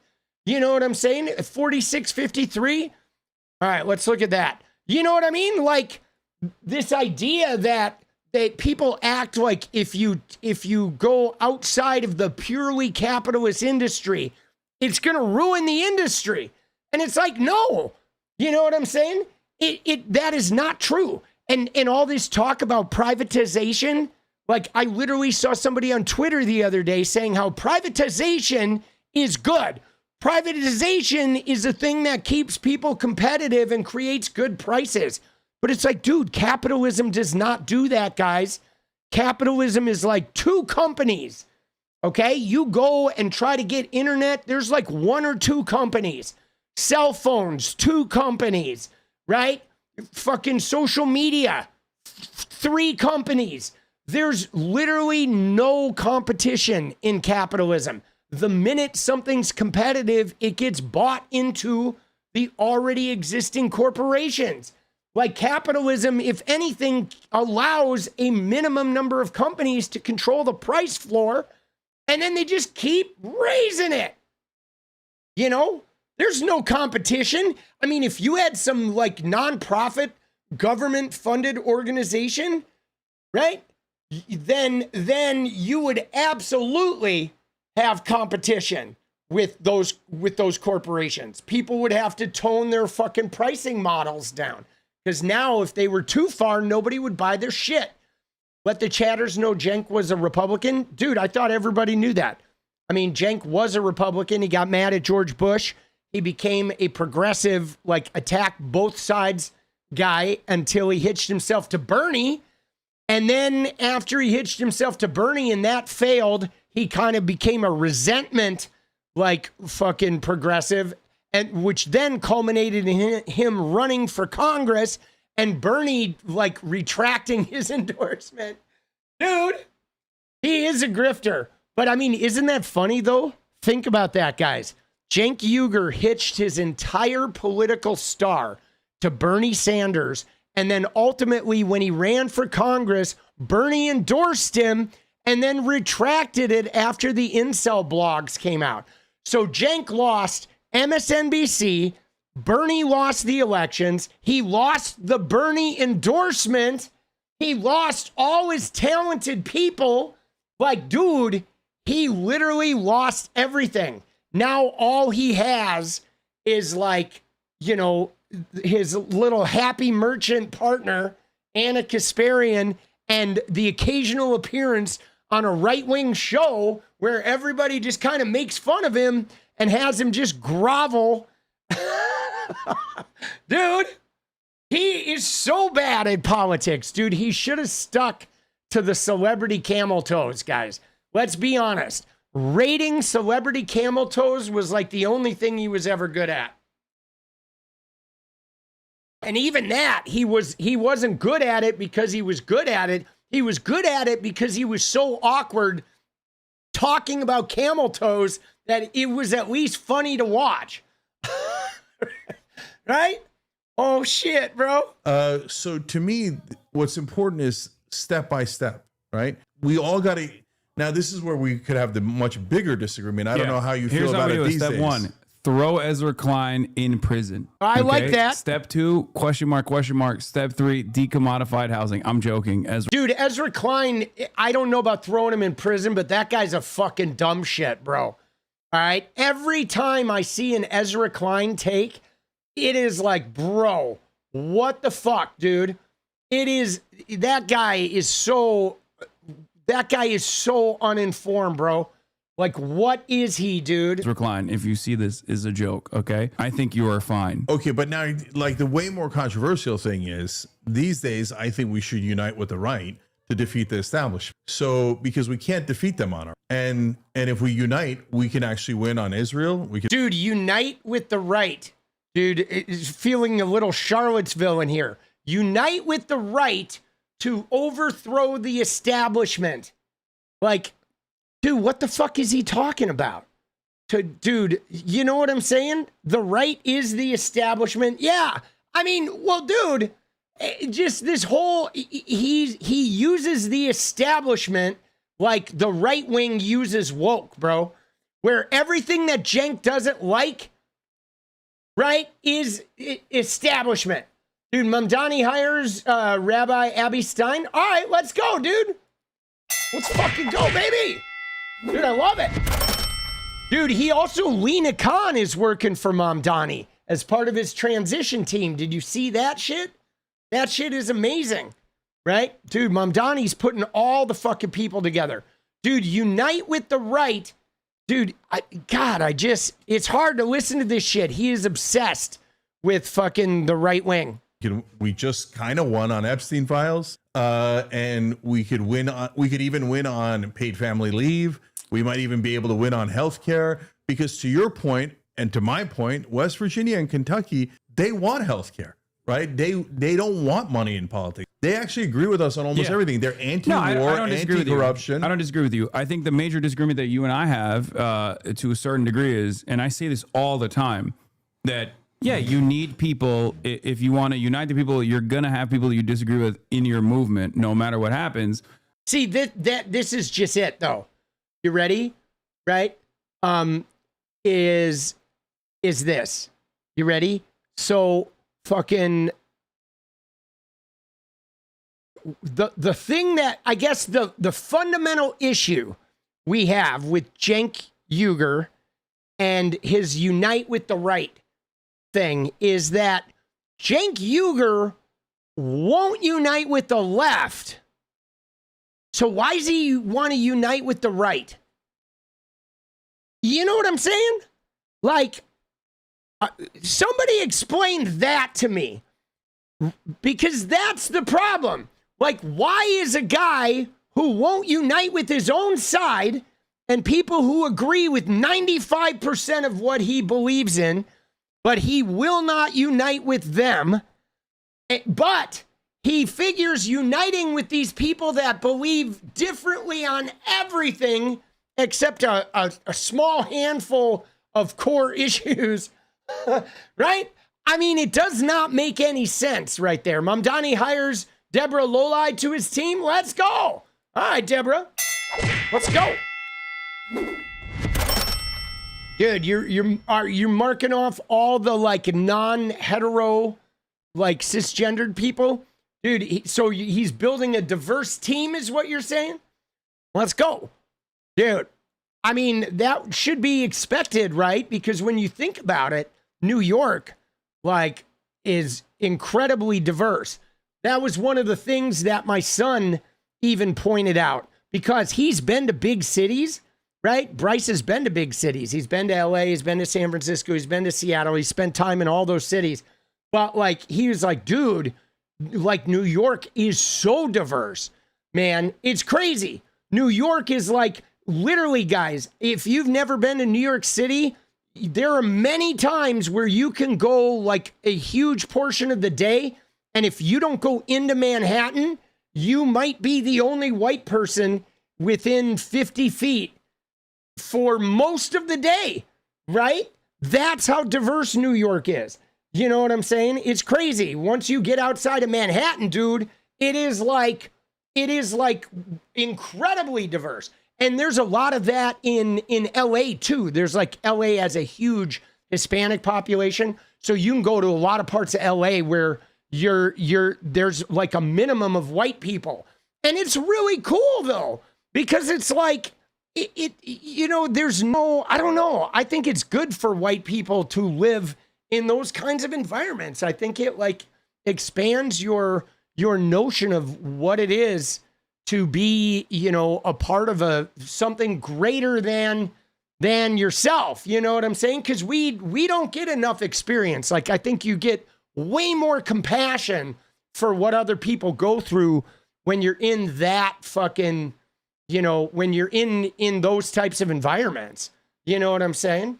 It's really important. All right, let's see where Cenk heads here. Here we go. The point is, you don't actually go to their side on, social issues or whatever. these things that are wedge issues that are used as a distraction to make it seem as though the uniparty consensus is actually not there on the issues that matter, the issues that matter the most to every single person, healthcare, housing, and the like, and foreign policy, but to make them come to your side because you are offering them something, right? Offering them free healthcare, offering them housing. And that's how you bring them to your side. I don't have a disagreement there. I'm not saying like we just cut out, whoever has voted for Donald Trump and shoot ourselves in the foot regardless. Yeah. My point is always that we bring them to our side without having to concede on these other things. Like we don't concede on being unnecessarily cruel to undocumented migrants or being unnecessarily cruel to trans people and constantly talking about trans people this, trans people that. We just call it as it is. This is just a distraction.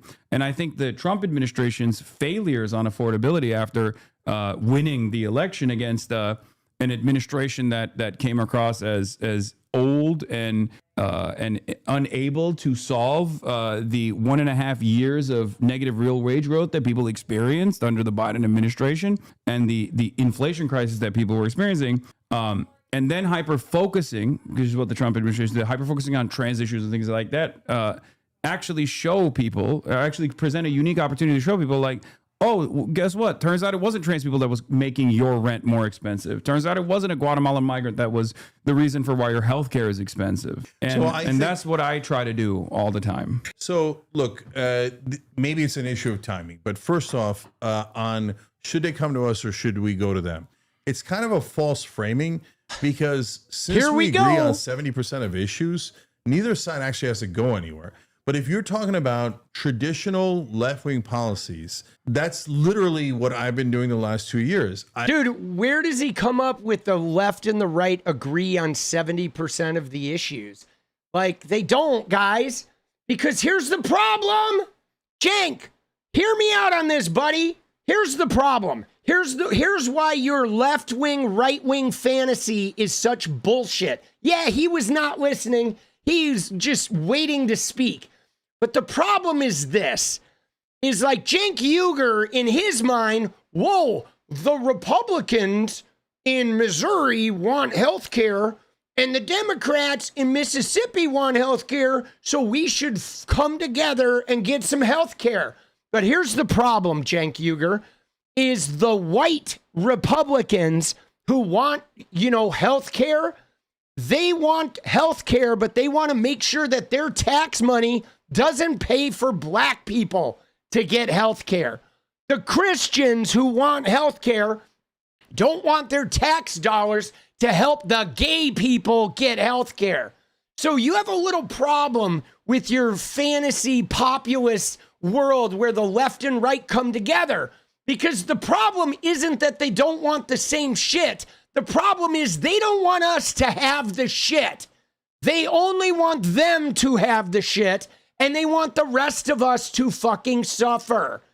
And so that's the situation. That's why your little fantasy of left wing, right wing, oh, I'm Cenk Uygur, let's go fucking make some healthcare. That's why it fucking crashes and burns, and why you go on their show and throw trans people under the bus or gay people or Democrats under the bus and say, hey, Charlie Kirk, I'll take it. Right?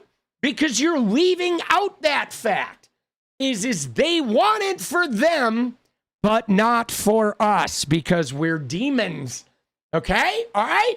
All right. Thank you, my favorite stubby little political commentator with the shit political takes. All right? You got to snap out of this, Cenk Uygur. Come on, boss. I have been saying yes to the right wing who are coming to our traditional policies, right? So you're anti-war, that's traditionally left wing, right? You're anti-corruption, that's traditionally left wing. You're for paid family leave because you want more babies and you want, etc., right? We want to treat American moms that are great. Yeah, but they're not really anti-war and they're not really anti-corruption. They just become anti-war when the Democrats are in office, and then they insist the Democrats want war, right? I mean, if they were anti-war, they would be protesting against Donald Trump right now, firing missiles into boats, threatening war with Venezuela, threatening Canada and Greenland and everybody else. Dude, I know, look at Hassan, bro. Dude, look at him. He's just like sitting here being like, what the fuck am I doing here? How do I get out of this, bro? Can maybe one of those Hegseth missiles can fucking hit that side of the room, right? Dude, he's like, look at him. He's just like, oh, fuck, bro. Dude, is it over? Are we almost the end? What does my contract say? I have to do 57 minutes. Are we there? Is it over yet? Please let it be over. That's traditionally left wing. You want lower drug prices, higher wages, all traditionally left wing. And I'm super happy to take their alliance. He's cleaning his teeth. And what I'm saying is, okay, we just leave out the social issues in terms of our debate when we're working together, right? So we want to work together on banning private equity from buying our residential real estate, or we want to work on anti-corruption. Dude, he says, Cenk says, we just leave out our social issues when we decide to work together. But Cenk, how do you do that? You leave out the social issues, but what do the trans people do when they come to the table to like work out the policy, right? And they show up with a bunch of religious people who fucking shit all over them and are like, I can't be in the same room with them. I can't work with them. What are they supposed to do? Like, oh, right? I mean, it's so convenient that who's the we? Like trans people who go to work and some MAGA shithead comes in and talks to the manager. I don't know what it is, but I'm really offended by that waiter that just fucking waited on me. Why? I don't know. They were mean to me. And it's like, no, they weren't. They were just being transgender, right? In your presence. You know what I'm saying? They see a gay kiss in TV and they're ready to fucking, you know, they want to burn Netflix to the ground. Like this idea that you can put that shit aside. Sure, you can, Cenk, because you're a fucking wealthy fucking male, right? Who, you know, is somewhat white passing occasionally. But you exist in a kind of a white passing sort of world, but you're not a fucking black trans woman. You know what I'm saying? Or a black woman. You're not from a segment of society that can, you know, like some people can't put aside social issues because their existence is the fucking social issue for these clowns. You know what I'm saying? Like, if you're transgender, you can't work with somebody who denies your fucking existence. It's not possible, you know? Like, come on, bro. Okay, we'll argue about the social issues later, and there's nothing wrong with arguing about it, and neither side has to concede at all. So they could be like, okay, I'm massively anti-trans, and we could be massively pro-trans, or fill in the blank, Muslim, whatever the category is, right? But if we let that stop us in the beginning, we're never going to topple the establishment. And the establishment is a bigger enemy to both us and them than we are to each other. So, dude, Cenk is like he's got like an 8th grader's political take on here with the establishment. Oh, it's the establishment. He's like, yeah, we're going to tackle healthcare right up until the fucking Republicans say, well, no healthcare for transgender people. And what does Cenk want to do? Oh, okay. Well, we got healthcare. Oh, well, the trans people don't, but we'll figure that out later. Like, dude, what the fuck, bro? You know what I mean? Like, dude, come on, boss. Jesus Christ, dude. Well, you see what I'm saying? Yeah, I do. But here's the problem. Josh Hawley is a great example of this, right? Like, I think or Tucker Carlson is a great example of this. I think there are a lot of people who understand that left populism, real populist economic policies are actually extremely popular amongst the base, right? Across the board, regardless of whatever ideology they slot themselves into, most people find themselves in agreement with these policies. And the problem for them is that they have a higher priority for either the nationalist sentiment, and that's actually the goal that they're advancing or the goal that they're working towards, which is, I think, in Tucker Carlson's case, that's the point, or they're just lying, but they recognize the popularity of these left populist policies, and they're trying to maintain a base of support. But when push comes to shove, just like with Josh Hawley, they will still be servants of capital. And that's the issue that I have with a lot of the right. And I think that's the issue that a lot of people have with the self-described right-wingers. Maybe not the right-wing voters in general, because those people can be convinced and moved, but most people in positions of power within the right-wing machine are either lying about being in favor of populism, or they care infinitely more about like implementing some kind of insane nationalistic policies. Dude, let's go, dude. Jenks for his memories. Yes, indeed. Dude, we got to get in. Thank you, proud liberal. I mean, dude, you know, that absolutely made a lot of sense there. That like none of the Republican politicians, I honestly don't think there is, maybe there's a couple, but I would say 99% of the Republican politicians don't believe that you should have health care. Okay? They only think people that are working like high paying important jobs should have health care. They literally think everyone else should just fucking die. They do. They don't give a shit, bro. They don't give a shit at all. They think that poor people are poor because they're lazy and they're fucking right. You know what I'm saying? Like, come on, bro. They absolutely have no fucking concern about the regular, you know, experience of the population. You know what I'm saying? Dude, you're right. They want to end everything social.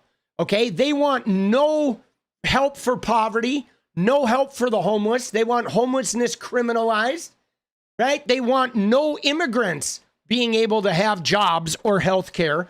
I mean, dude, much of the Republican coalition just simply wants every immigrant gone from the country.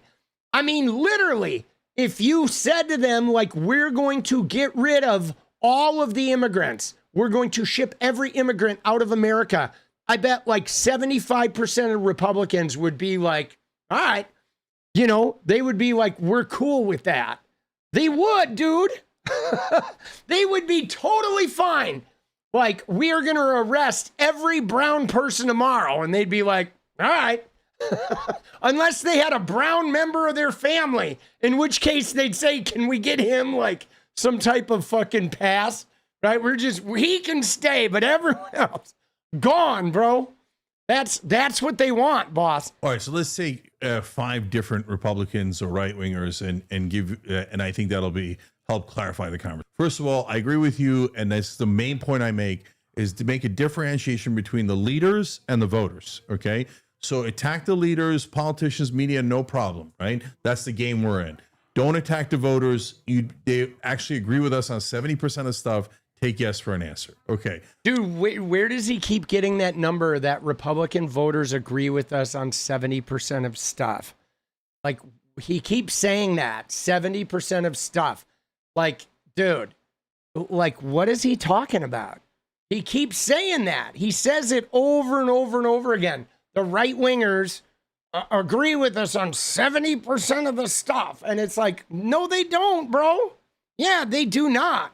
Dude, you know, I mean, you know, Sam Cedar probably agrees with you about 75, 80, 85% of the stuff. You won't even talk to his ass, but you have these mythical right-wingers that are 70% agreement. So now when you get to the 5 guys, so we all agree on a bunch of them. Mitch McConnell, corporate Democrat, corporate Republican, but really what's the difference? So dude, he's retiring. Like, we hate him. The right wing hates, right wing base hates him.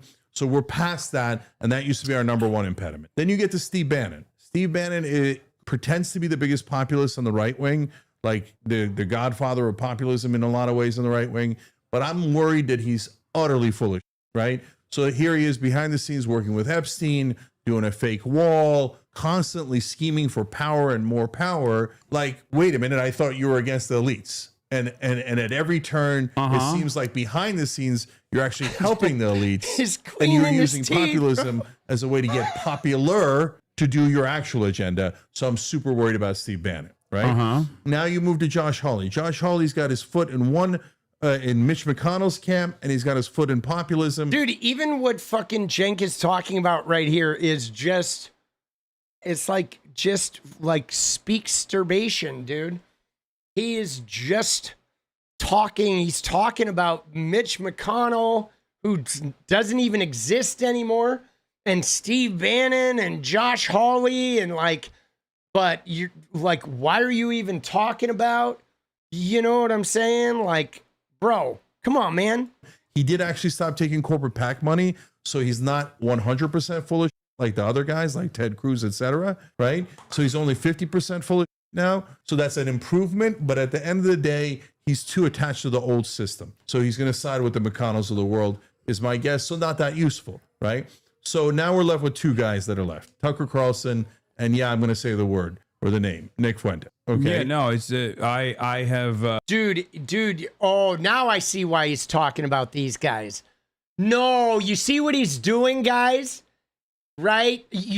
I was like, why is he talking about these 5 mythical guys? But he's revealed his plan, guys. Cenk is going to the Tucker Carlson camp with 𝗙𝗙ecie𝗶𝗏, okay? Like, Tucker Carlson is bringing the old Republican in Cenk Uygur back. So by process of elimination, he is arriving at Tucker being the right winger we should like fuse with.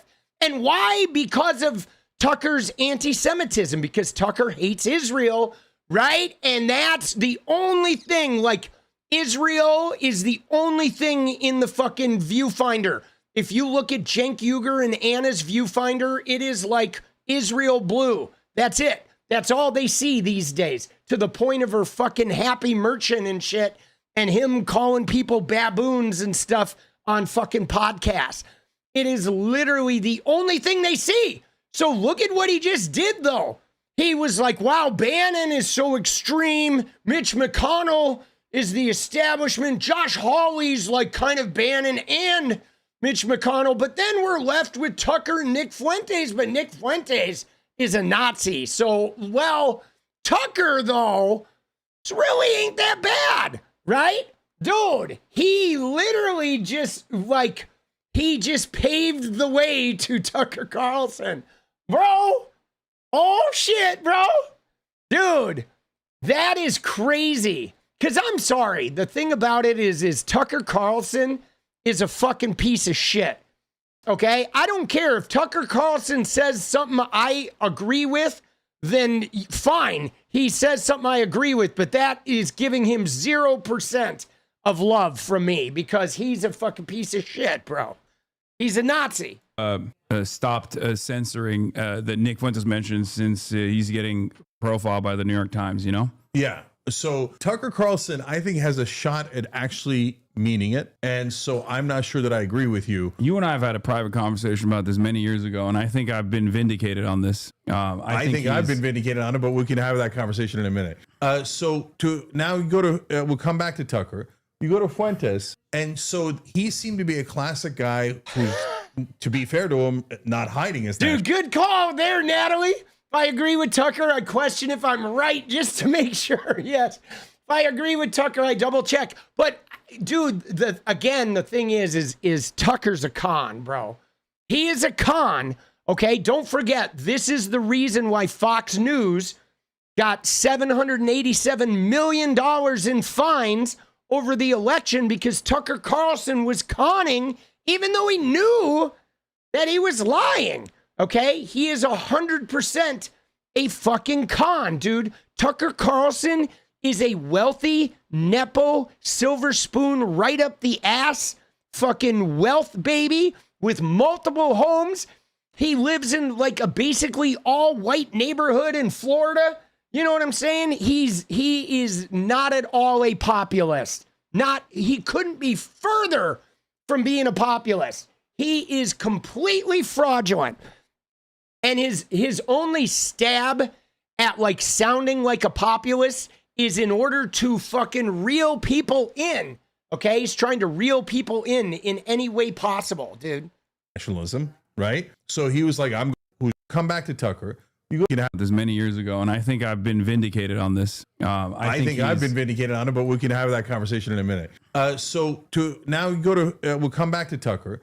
You go to Fuentes, and so he seemed to be a classic guy who's, to be fair to him, not hiding his nationalism, right? So he was like, I'm going nationalist, I'm going Christian nationalist, white nationalist. It appeared to me, right? That was my original read of him. But now he's also changing. And so now I know we all cancel him to bejesus. Dude, he's saying Nick Fuentes is changing, bro. What the fuck is he doing, dude? And I mean, okay, Barry Weiss, if you're watching, which you obviously are, Holocaust denier. Right. So no problem. You deny the Holocaust. You say all these things. He's against race mix. Well, Yeah. I'm married to an Asian woman. What am I going to agree with that? Right. So obviously we're against all that. But even now he has realized that's not actually where his audience is. So whether it's Craven, I think he's a grifter. I think these guys are all grifters. right? Yeah. Whether it's Craven or 100%. not, whether they're grifters or not, even Fuentes is now saying, he said it just like 2 days ago, you know what? Maybe we put aside the racism and the cruelty and the abuse, right? Which is an amazing admission, by the way. Dude, what fucking world does this guy live in? Right? Oh yeah, we're not going to be racist anymore. Dude, what is he fucking talking about? Right? It's like the Klansmen saying, you know what? We're not going to burn crosses no more. Right? We're turning over a new wave. And it's like, dude, he doesn't mean that shit. Like, dude, he's only saying that shit because he has a tiny foot inside the mainstream. And so he's like, all right, let's look not like a wolf. Okay? Let's not, right? We got to look not like a wolf right now so we can get the groyper population up. Like, what the fuck is he talking about, bro? Give me a fucking break, dude. That kind of is the direction they were going, right? And he says maybe we put that aside I just don't to be able to unite with the left. I don't so believe I'm any not of these saying guys. yes to Fuentes. I'm just saying look at the tide moving. The tide is moving towards populism because it's being driven by the audience. The audience wants real populism. So when they says bullshit, Dude, he looks so uncomfortable over here, dude. Dude, look at him. Dude, do you see his son over here? He's like, dude, he is just like, fuck, bro. I know the tide. Dude, Cenk, that is not the tide, homie. That is the sound of cash registers floating by, right? Because Trump is a dumpster fire. And they're like, let me see. How can I fucking profit while getting off the Trump train? Dude, and Hassan, though, is just fucking, like, so uncomfortable, bro. Oh, my God. they don't want it, and they're pushing in a better direction. So why is Tucker, now let's go to the heart of it. Oh, Tucker, here we go. Why is Tucker, to me, today different than he was on Fox News? Because on Fox News, he worked for corporate media. And he says it now himself. He says, yeah, I mean, there were certain things we were allowed to say, not allowed to say. I regret a lot of the things that I said on there. Sure he so does. So now he's more tethered to the audience than he is to Rupert Murdoch. And so dude, he tries. Tucker regrets the things he said. Please, dude. To serve his audience better. And now he says wrong about Iraq, right?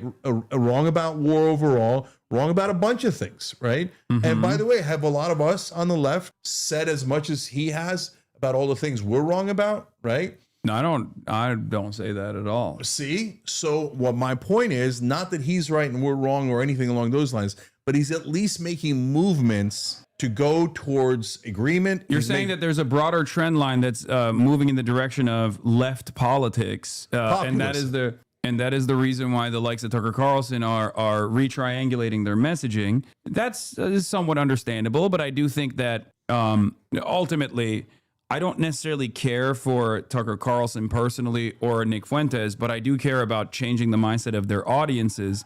See, here's the problem: is all of this simply comes down to Donald Trump gaining popularity with young people. Okay? Right? Donald Trump got some wins with young people, specifically young men, via Charlie Kirk in this last election.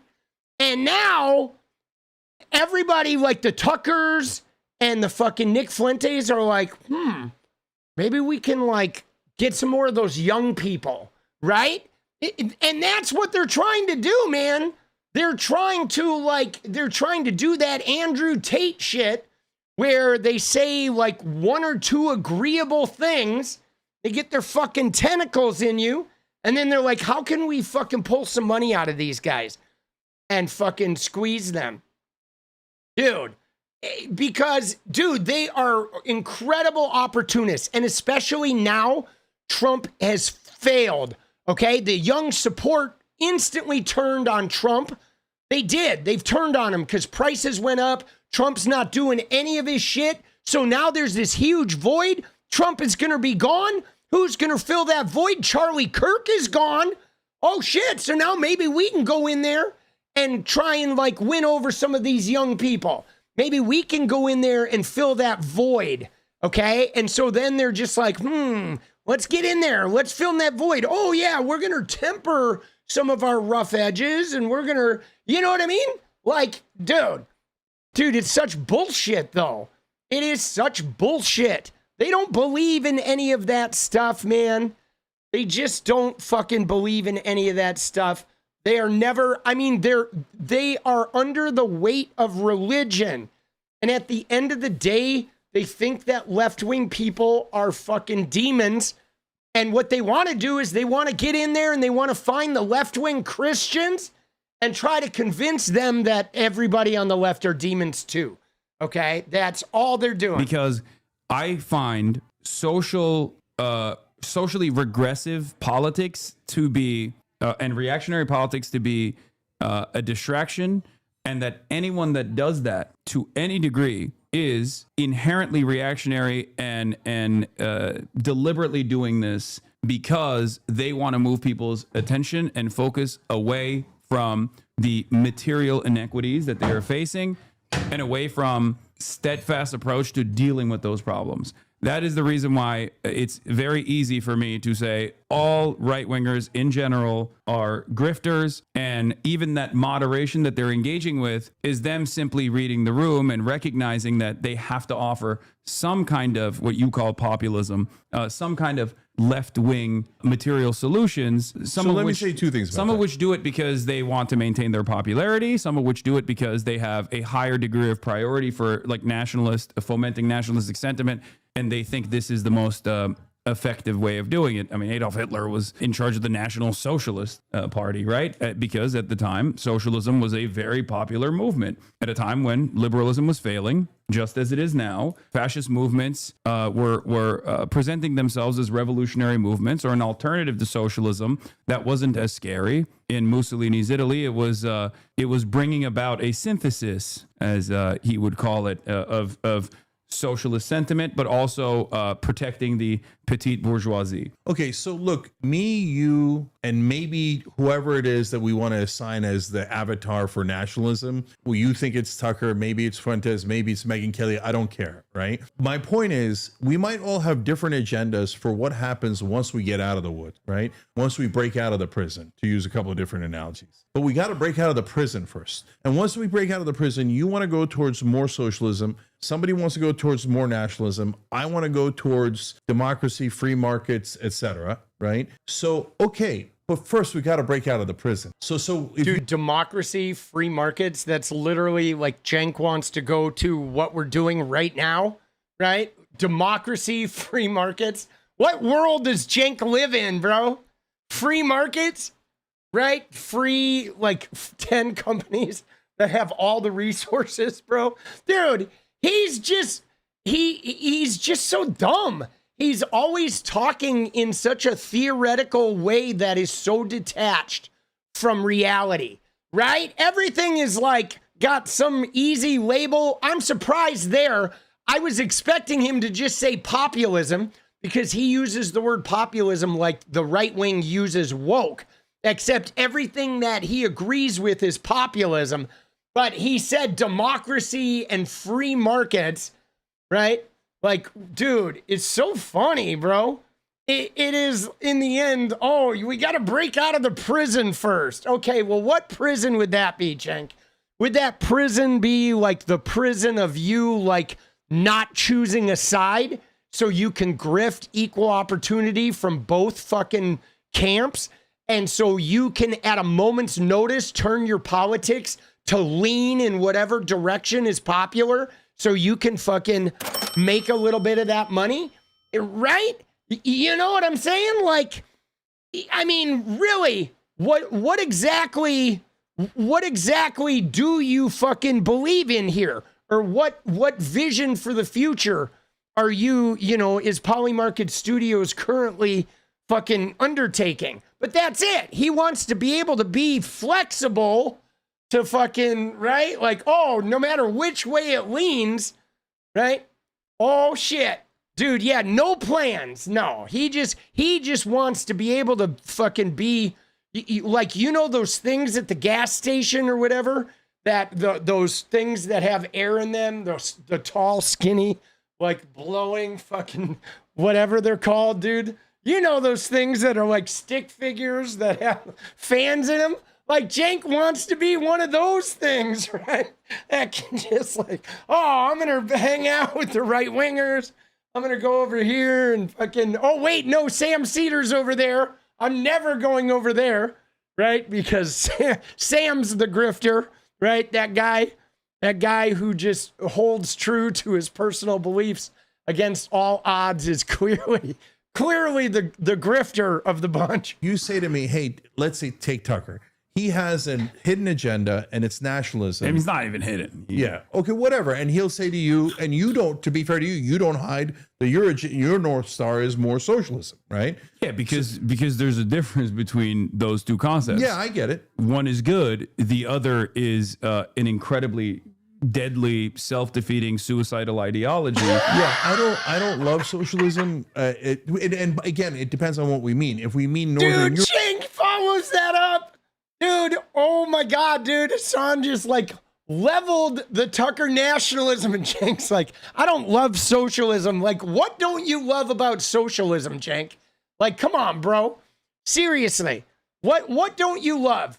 You know? Europe, then I kind of do love socialism.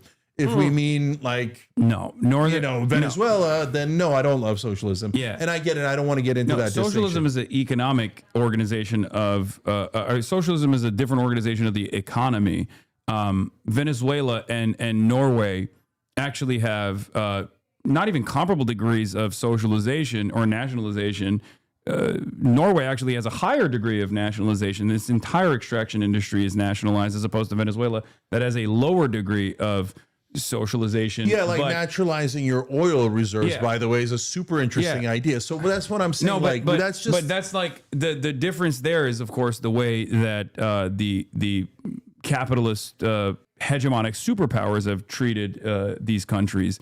Norway is very close in proximity, or was very close in proximity to the USSR. So the threat of a good example from the USSR was what allowed a lot of these Western European countries to continue a degree of socialization, because they were conceding. Just like you're saying, Tucker Carlson is conceding to us on a lot of these issues. The capital owners there were conceding out of fear that if they don't concede at all, then they are going to become communist. That the European countries are going to snap into revolutionary communist movements. So I got you. But what I'm saying, Haas, is so socialism, we can have a great, wonderful debate about how mixed our economy should be. And whereas nationalism goes towards authoritarianism, and I'm never going to agree to authoritarianism. So I get it. I get that they're not the same. And I get that even though I might not agree with either, I'd rather lean to one side than the other for sure, because I don't want anything to do with authoritarianism. What do you mean by that? Authoritarianism, like socialism leading to authoritarianism? No, nationalism. Or nationalism leading to authoritarianism? Yeah, nationalism almost always leads to authoritarianism. Well, dude, the thing that's funny about like watching Cenk talk to Hassan is like, I just don't think Cenk is very smart. You know what I'm saying? Like, Cenk is not, he's not very fucking smart, guys. I mean, when you hear him talk about politics, he relies on really simplified definitions of fucking terms. You know what I'm saying? He's not well thought out. He's not like policy focused. He just attaches a term, right? Populism, communism, socialism. And right, but if you ask him to define socialism, right? I mean, he looked at like, you know, Norway or whatever and Venezuela, but like, dude, I don't know. Calling Venezuela socialist is a fucking stretch, bro. You know what I'm saying? Like, most of the supposedly socialist countries are just dictatorships that literally just took control of industries, but there was never any social benefit for the society at all. The entire thing was just a fucking, it was a corrupt, like, power play, you know? And I mean, my God, dude, Donald Trump, the US government just took like 10% of Intel and fucking US Steel. Like, dude, hello, right? It's the same shit. That is literally that Venezuela shit right there. Dude, he's like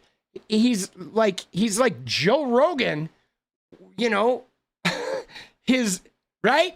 He's like Joe Rogan, dude, fucking Cenk is.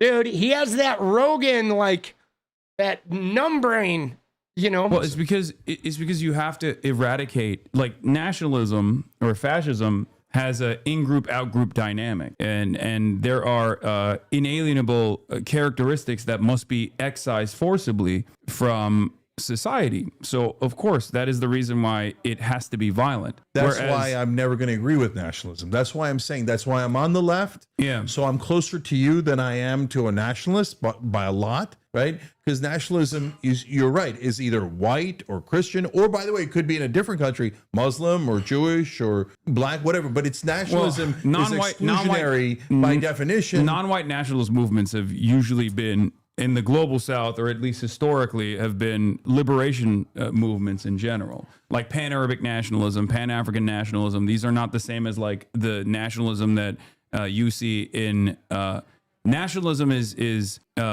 understandably something that people hate and despise because it's in Western Europe or in America. It's the in-group that wants more domination and not the dominated population's emancipatory movement. Like, I don't think you would disagree with like the FLN or something like Algeria.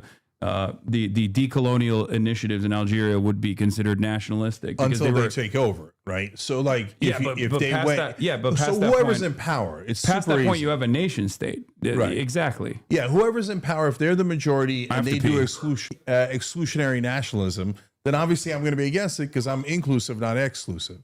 Yeah. So, all right, I'm gonna pee real quick. We'll finish this video while I go pee, and then you can talk to the chat. Okay. Establish community land trust. Oh, fuck, bro. All right, dude, I'm gonna check out and go make some videos, right? Oh, Lord have mercy. Skip ahead. All right. Skip ahead to what? Where are we skipping ahead? I got like 5 minutes. Is there something good coming? I mean, I'm not watching this shit, but I'm going to go make some videos. Dude, we got to dance. 115. All right. We'll go to 115. There we go. Of course, you put them in jail.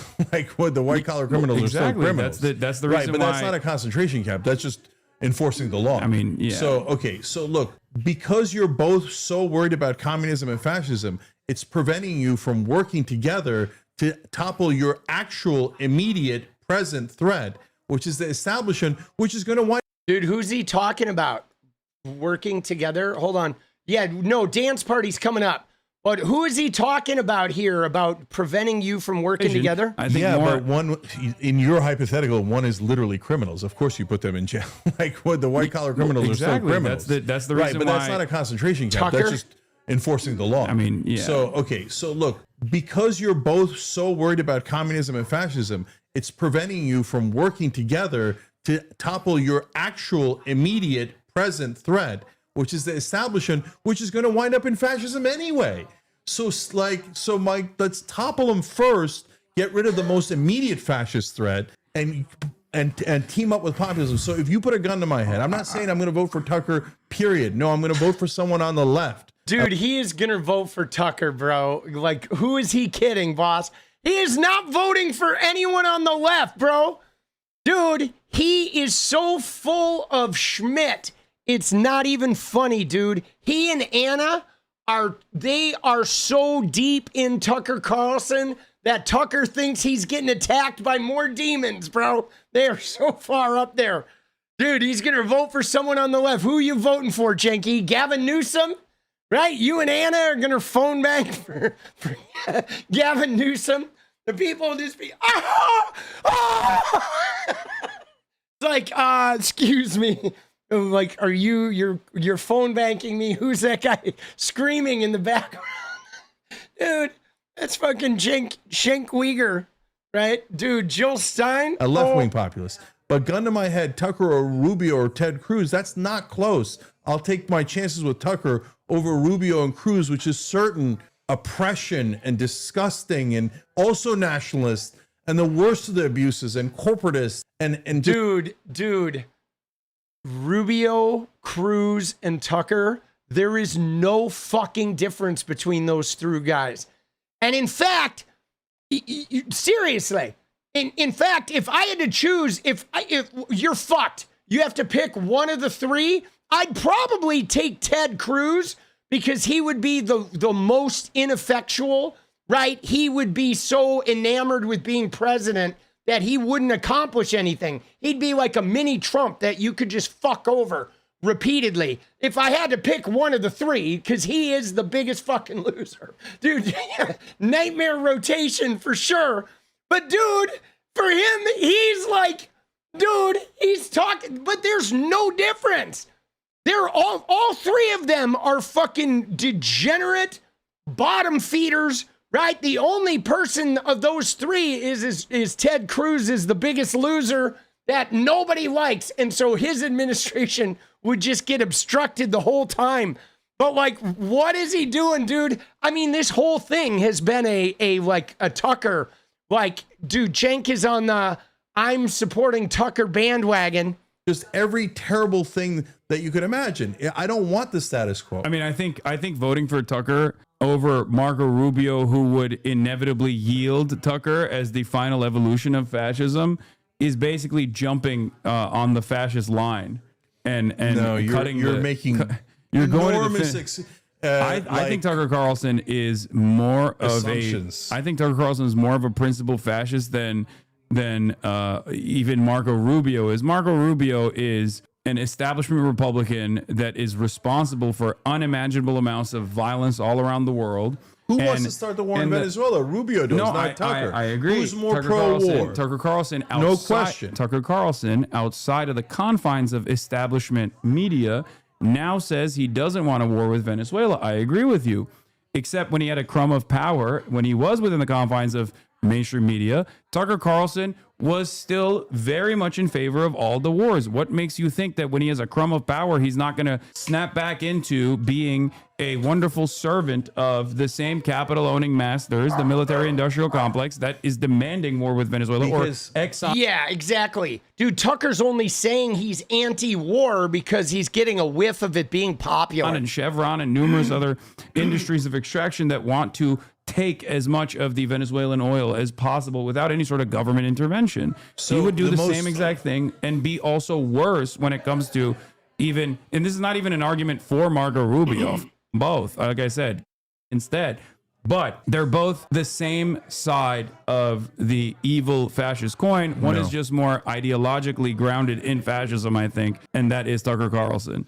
No, the most irrational phrase we have in the English language is, I'd rather have the devil I know than the devil I don't know. No, that makes no sense. The devil I know is a devil. I know Rubio and Cruz and all those guys are certain death for democracy, certain death for the idea of America. And dude, if Cruz would get nothing done, bro.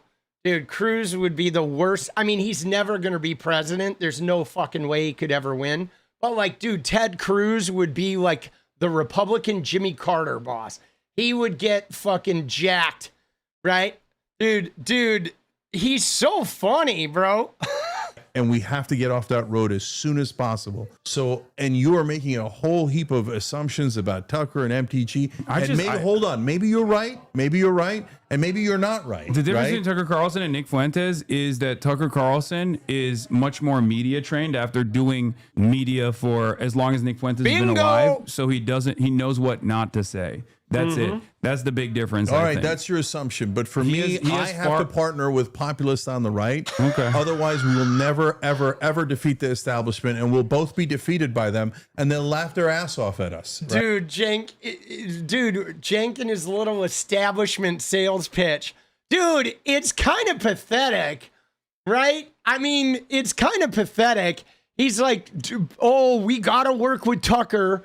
Or like, if I don't align with the right-wing populists like good old Tuck, then, you know, we're going to lose. The establishment's going to fucking defeat us, and they're all going to be laughing at us. Dude, it's kind of sad that this guy built a media empire.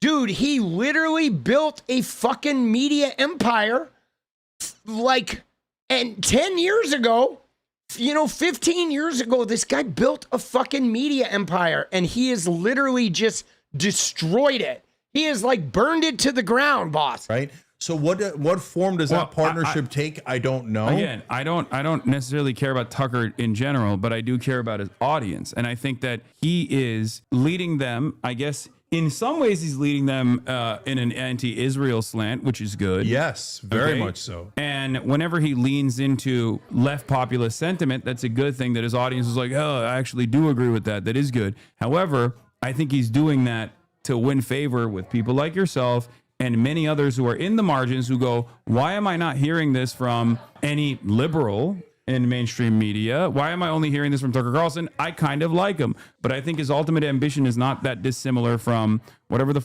Marco Rubio would do or whatever the Donald Trump is doing currently. Can I get agreement that even if it's a ruse, if he helps stop the genocide, that is a massive good thing and would never be done by the Rubios and the Cruzes of the world? So, like, can we take that win isolated by itself? I don't think, dude, but like, I'm sorry. I know I should let it play out, but for him to think that Tucker Carlson is going to stop the genocide in any way, shape, or form, like, what is he fucking talking about, bro? And what's more, if Tucker Carlson had his way, it would just reverse the genocide. He would like to see a genocide of Israel. He's not like trying to protect the Jewish people, like what the fuck, or protect the Palestinian people. Like, he would burn them all to the ground in like 1 fucking second, bro. I mean, talk about partnering with the devil. Like, dude, like Tucker is gonna go out there and all of a sudden solve this fucking problem? Bro, like, I mean, dude, what are they smoking over at fucking TYT? No, I remember him calling Jordan selfish. And Jordan's like, dude, I've like rescued a bunch of Palestinian people. The fuck are you talking about, bro? He is so like in the 4th plane of existence, man. Like, dude, he is like literally like, trying to talk his daughter into going out on the date with Ted Bundy. He's like, don't worry. He's reformed. Like, I'm telling you, he got a bad rap. Really, look at him. He's so respectful. He's so nice. He got rid of his Volkswagen Bug. He's driving a minivan now. Right? Dude, the fuck are we watching, bro? he would do that, is my point. But he's trying to end the genocide now. I know, but I think if he was in a position of power and not like, because when he was, but when let's he work. when he But was forget at the Fox News, hypothetical, Haas. but when he was, I'm not even talking about the hypothetical. different issues. When he was at Fox News, he was pro all of America's wars. That's when he had a closeness to real power, and he was again a servant of capital, but more directly. And in that moment, that was what Tucker Carlson was doing. There was no indication that if he actually came to real political power, that he would do anything different than still serve the interests of capital as he has his entire career. If somebody like Tucker, MTG, or Massey doesn't win on the right, and someone like Ro Khanna, Jon Stewart, Nina Turner doesn't win on the left, then we're in a world of trouble. And, there's no, that path is super dark. Wait. I think in general, what did Cenk say? Hold on. Of capital as he has right career. If somebody like Tucker, MTG, or Massey doesn't win on the right, and someone like Ro Khanna, Jon Stewart, Nina Turner doesn't win on the left, then we're in a world of trouble. And, there's no, that path is super dark. Dude, what do you notice what he's doing? Like, I mean, do you see the statement that Cenk just made is such a MAGA coded statement? If we don't get Tucker Carlson or MTG or Jon Stewart or Ro Khanna, like, the world's gonna end. Like, what the fuck, bro? And like, bro, if Tucker Carlson were to win, you know what I'm saying? Like, what the fuck is he talking about, bro? He is so off his rocker. You know what I'm saying?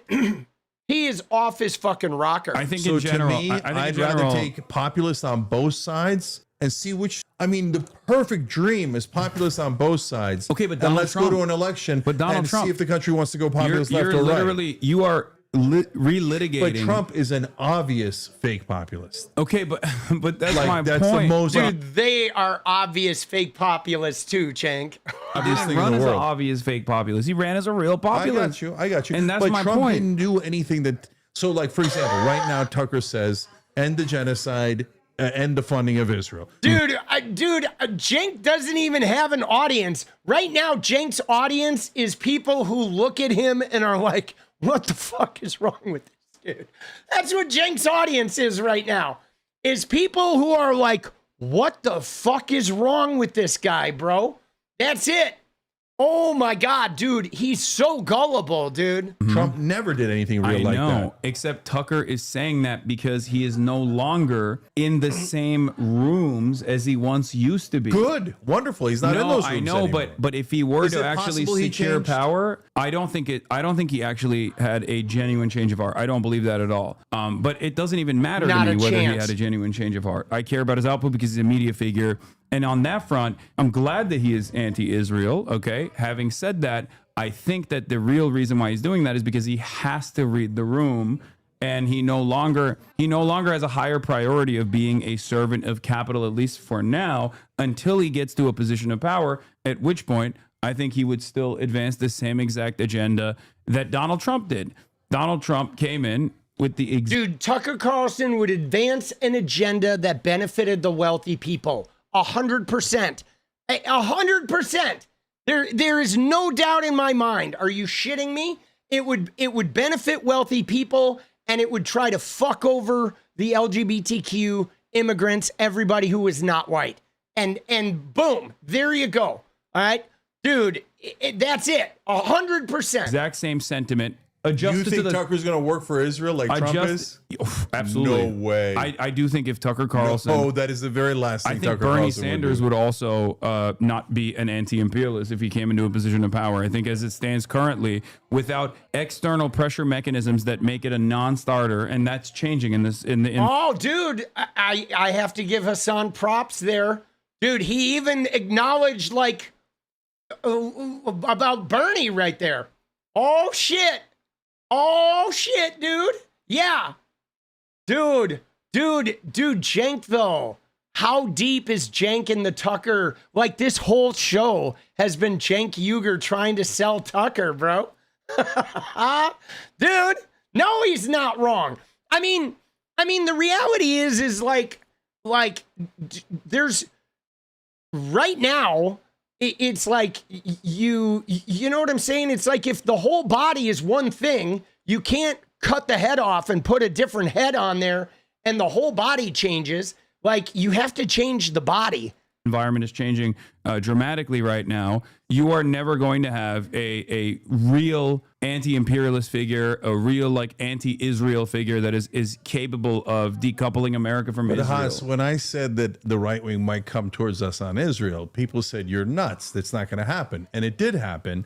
So my point isn't rah me. See, here's the problem, though, dude, with the Israel thing is if you are anti-Benjamin Netanyahu, okay, right? You're anti the IDF, Netanyahu, and the destruction of Palestine, and you want a two-state solution, okay?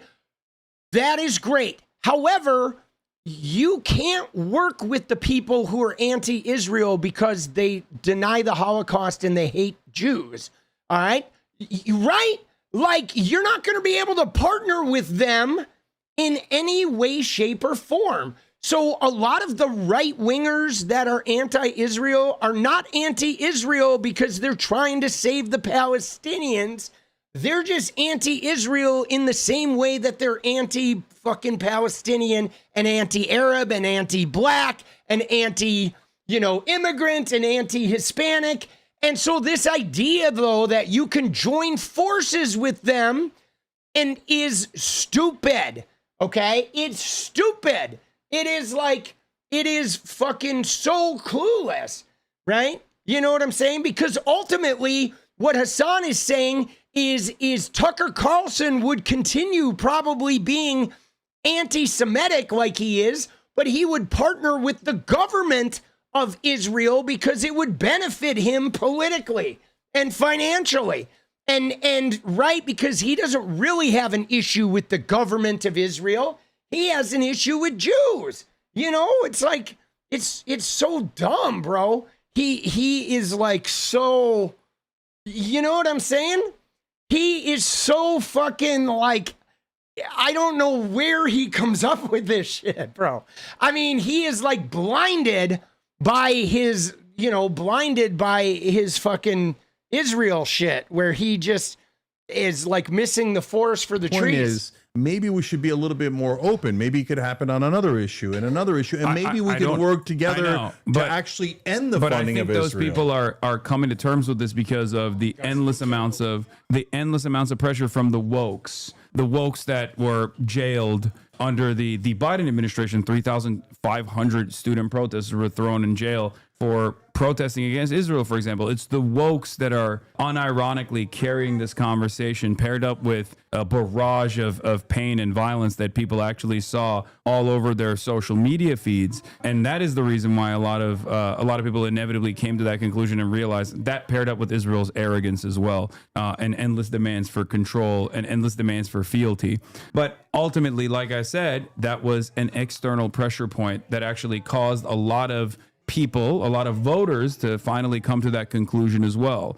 So the conversation that we're having still has to be about continuing to build external pressure, like external pressure movements, and not care about Tucker Carlson necessarily, but care about winning and convincing Tucker Carlson's audience. Just like, dude, let's go. Not caring about the Republican Party in general, but instead caring about convincing the Republican voters. And the only way to do that, and I think you and I agree with this on this, is by offering them something. It's true. Dude, first though, you gotta help the destruction of the fucking right wing. And then you do, like, we do need to fucking come along with some fucking policy offerings. But all right, that was sobering. Jesus. Dude, I had seen Anna. I guess it's time for the dance party. I was not really aware of how deep into the Tucker Carlson camp that Cenksgiving is. I mean, I guess I don't find it surprising. You know what I'm saying? You know what I mean? I don't find it surprising, because the one thing I have noticed about TYT, not all of TYT, but Cenksgiving, 𝗙𝗪cie TYT, is the fact that everything comes down to Obama and Biden or Israel, right? That's what their focus is. Like, they have this huge focus on if you are anti-Israel, they don't care why you're anti-Israel. They're just automatically want to partner up with you, because that's the only thing that they're focused on. But they, again, though, I feel like they're taking it beyond the IDF and Netanyahu. I do. That, like, that happy merchant shit and this constant, like, I don't know. I don't really see them, like, it feels very different than the people that are actually, like, wanting, like, a two-state solution. Like, you know what I'm saying? Anna and Cenk feel like they've kind of gone a little bit over that blurry line where they want just the complete dismantling of fucking, like, Like they want Israel gone. You know what I'm saying? Like if somebody came along and said, we're just going to blow the whole fucking thing up, they would like, they might not cheer it, but they wouldn't try to stop it. You know what I mean? And that's a little crazy to me. Like they're like, wow, dude, they're starting to do shit where, you know what I mean? They're starting to do shit that is like really fucking, dude. Yeah, it's like, I don't know, dude. It's gotten bad, bro. It's gotten bad, bro. You know. Oh fuck. Ooh. All right, you ready for some dance? Let's get it, boss. Let's get the dance, dude. It's time. It's time for the party.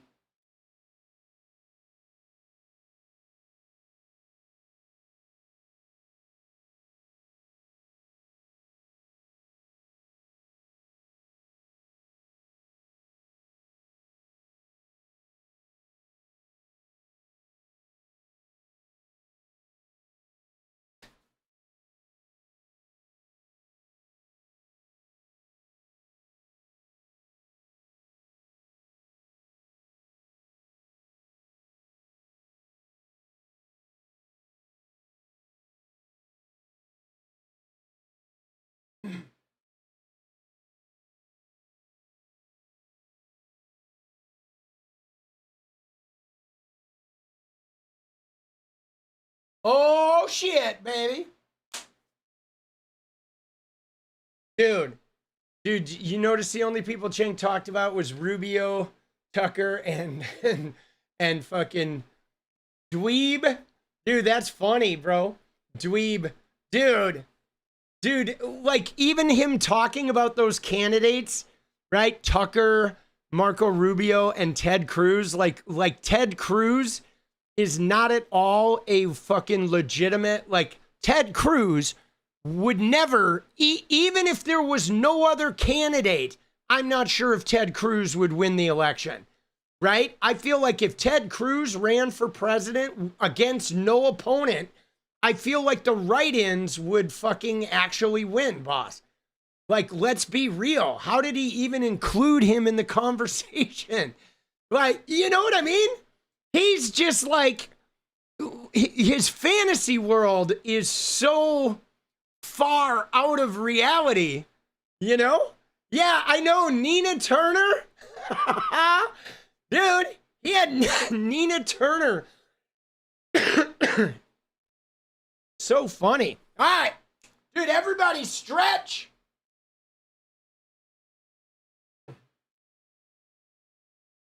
Get ready to dance, baby. All right. Dude, I got to make this happen, though. I got to get to editing. I got to try and get some sleep tonight.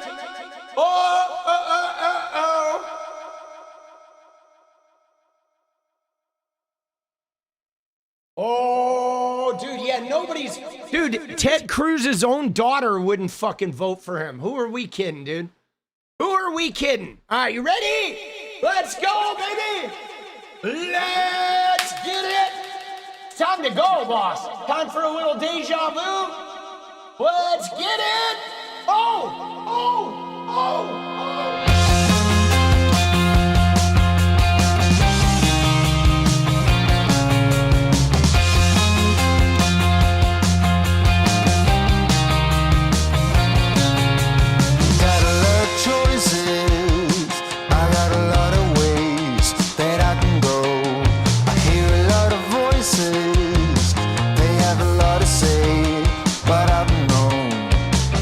Been here before, yeah.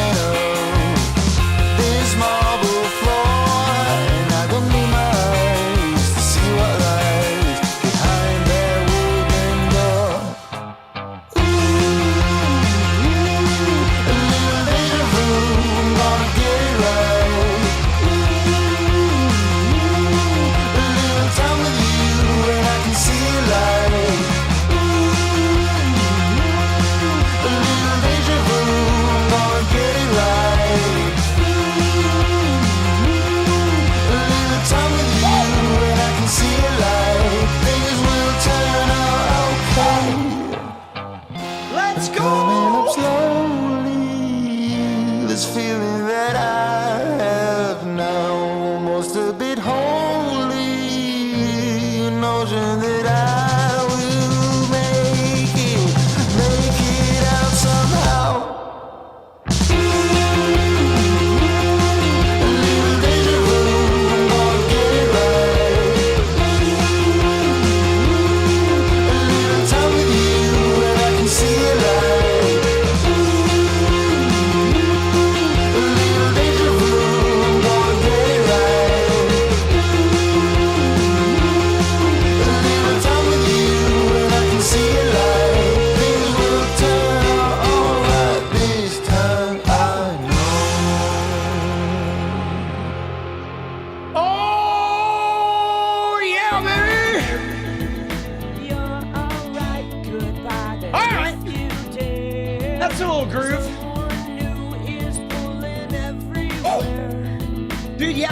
Why that song is so good, but it is good, man.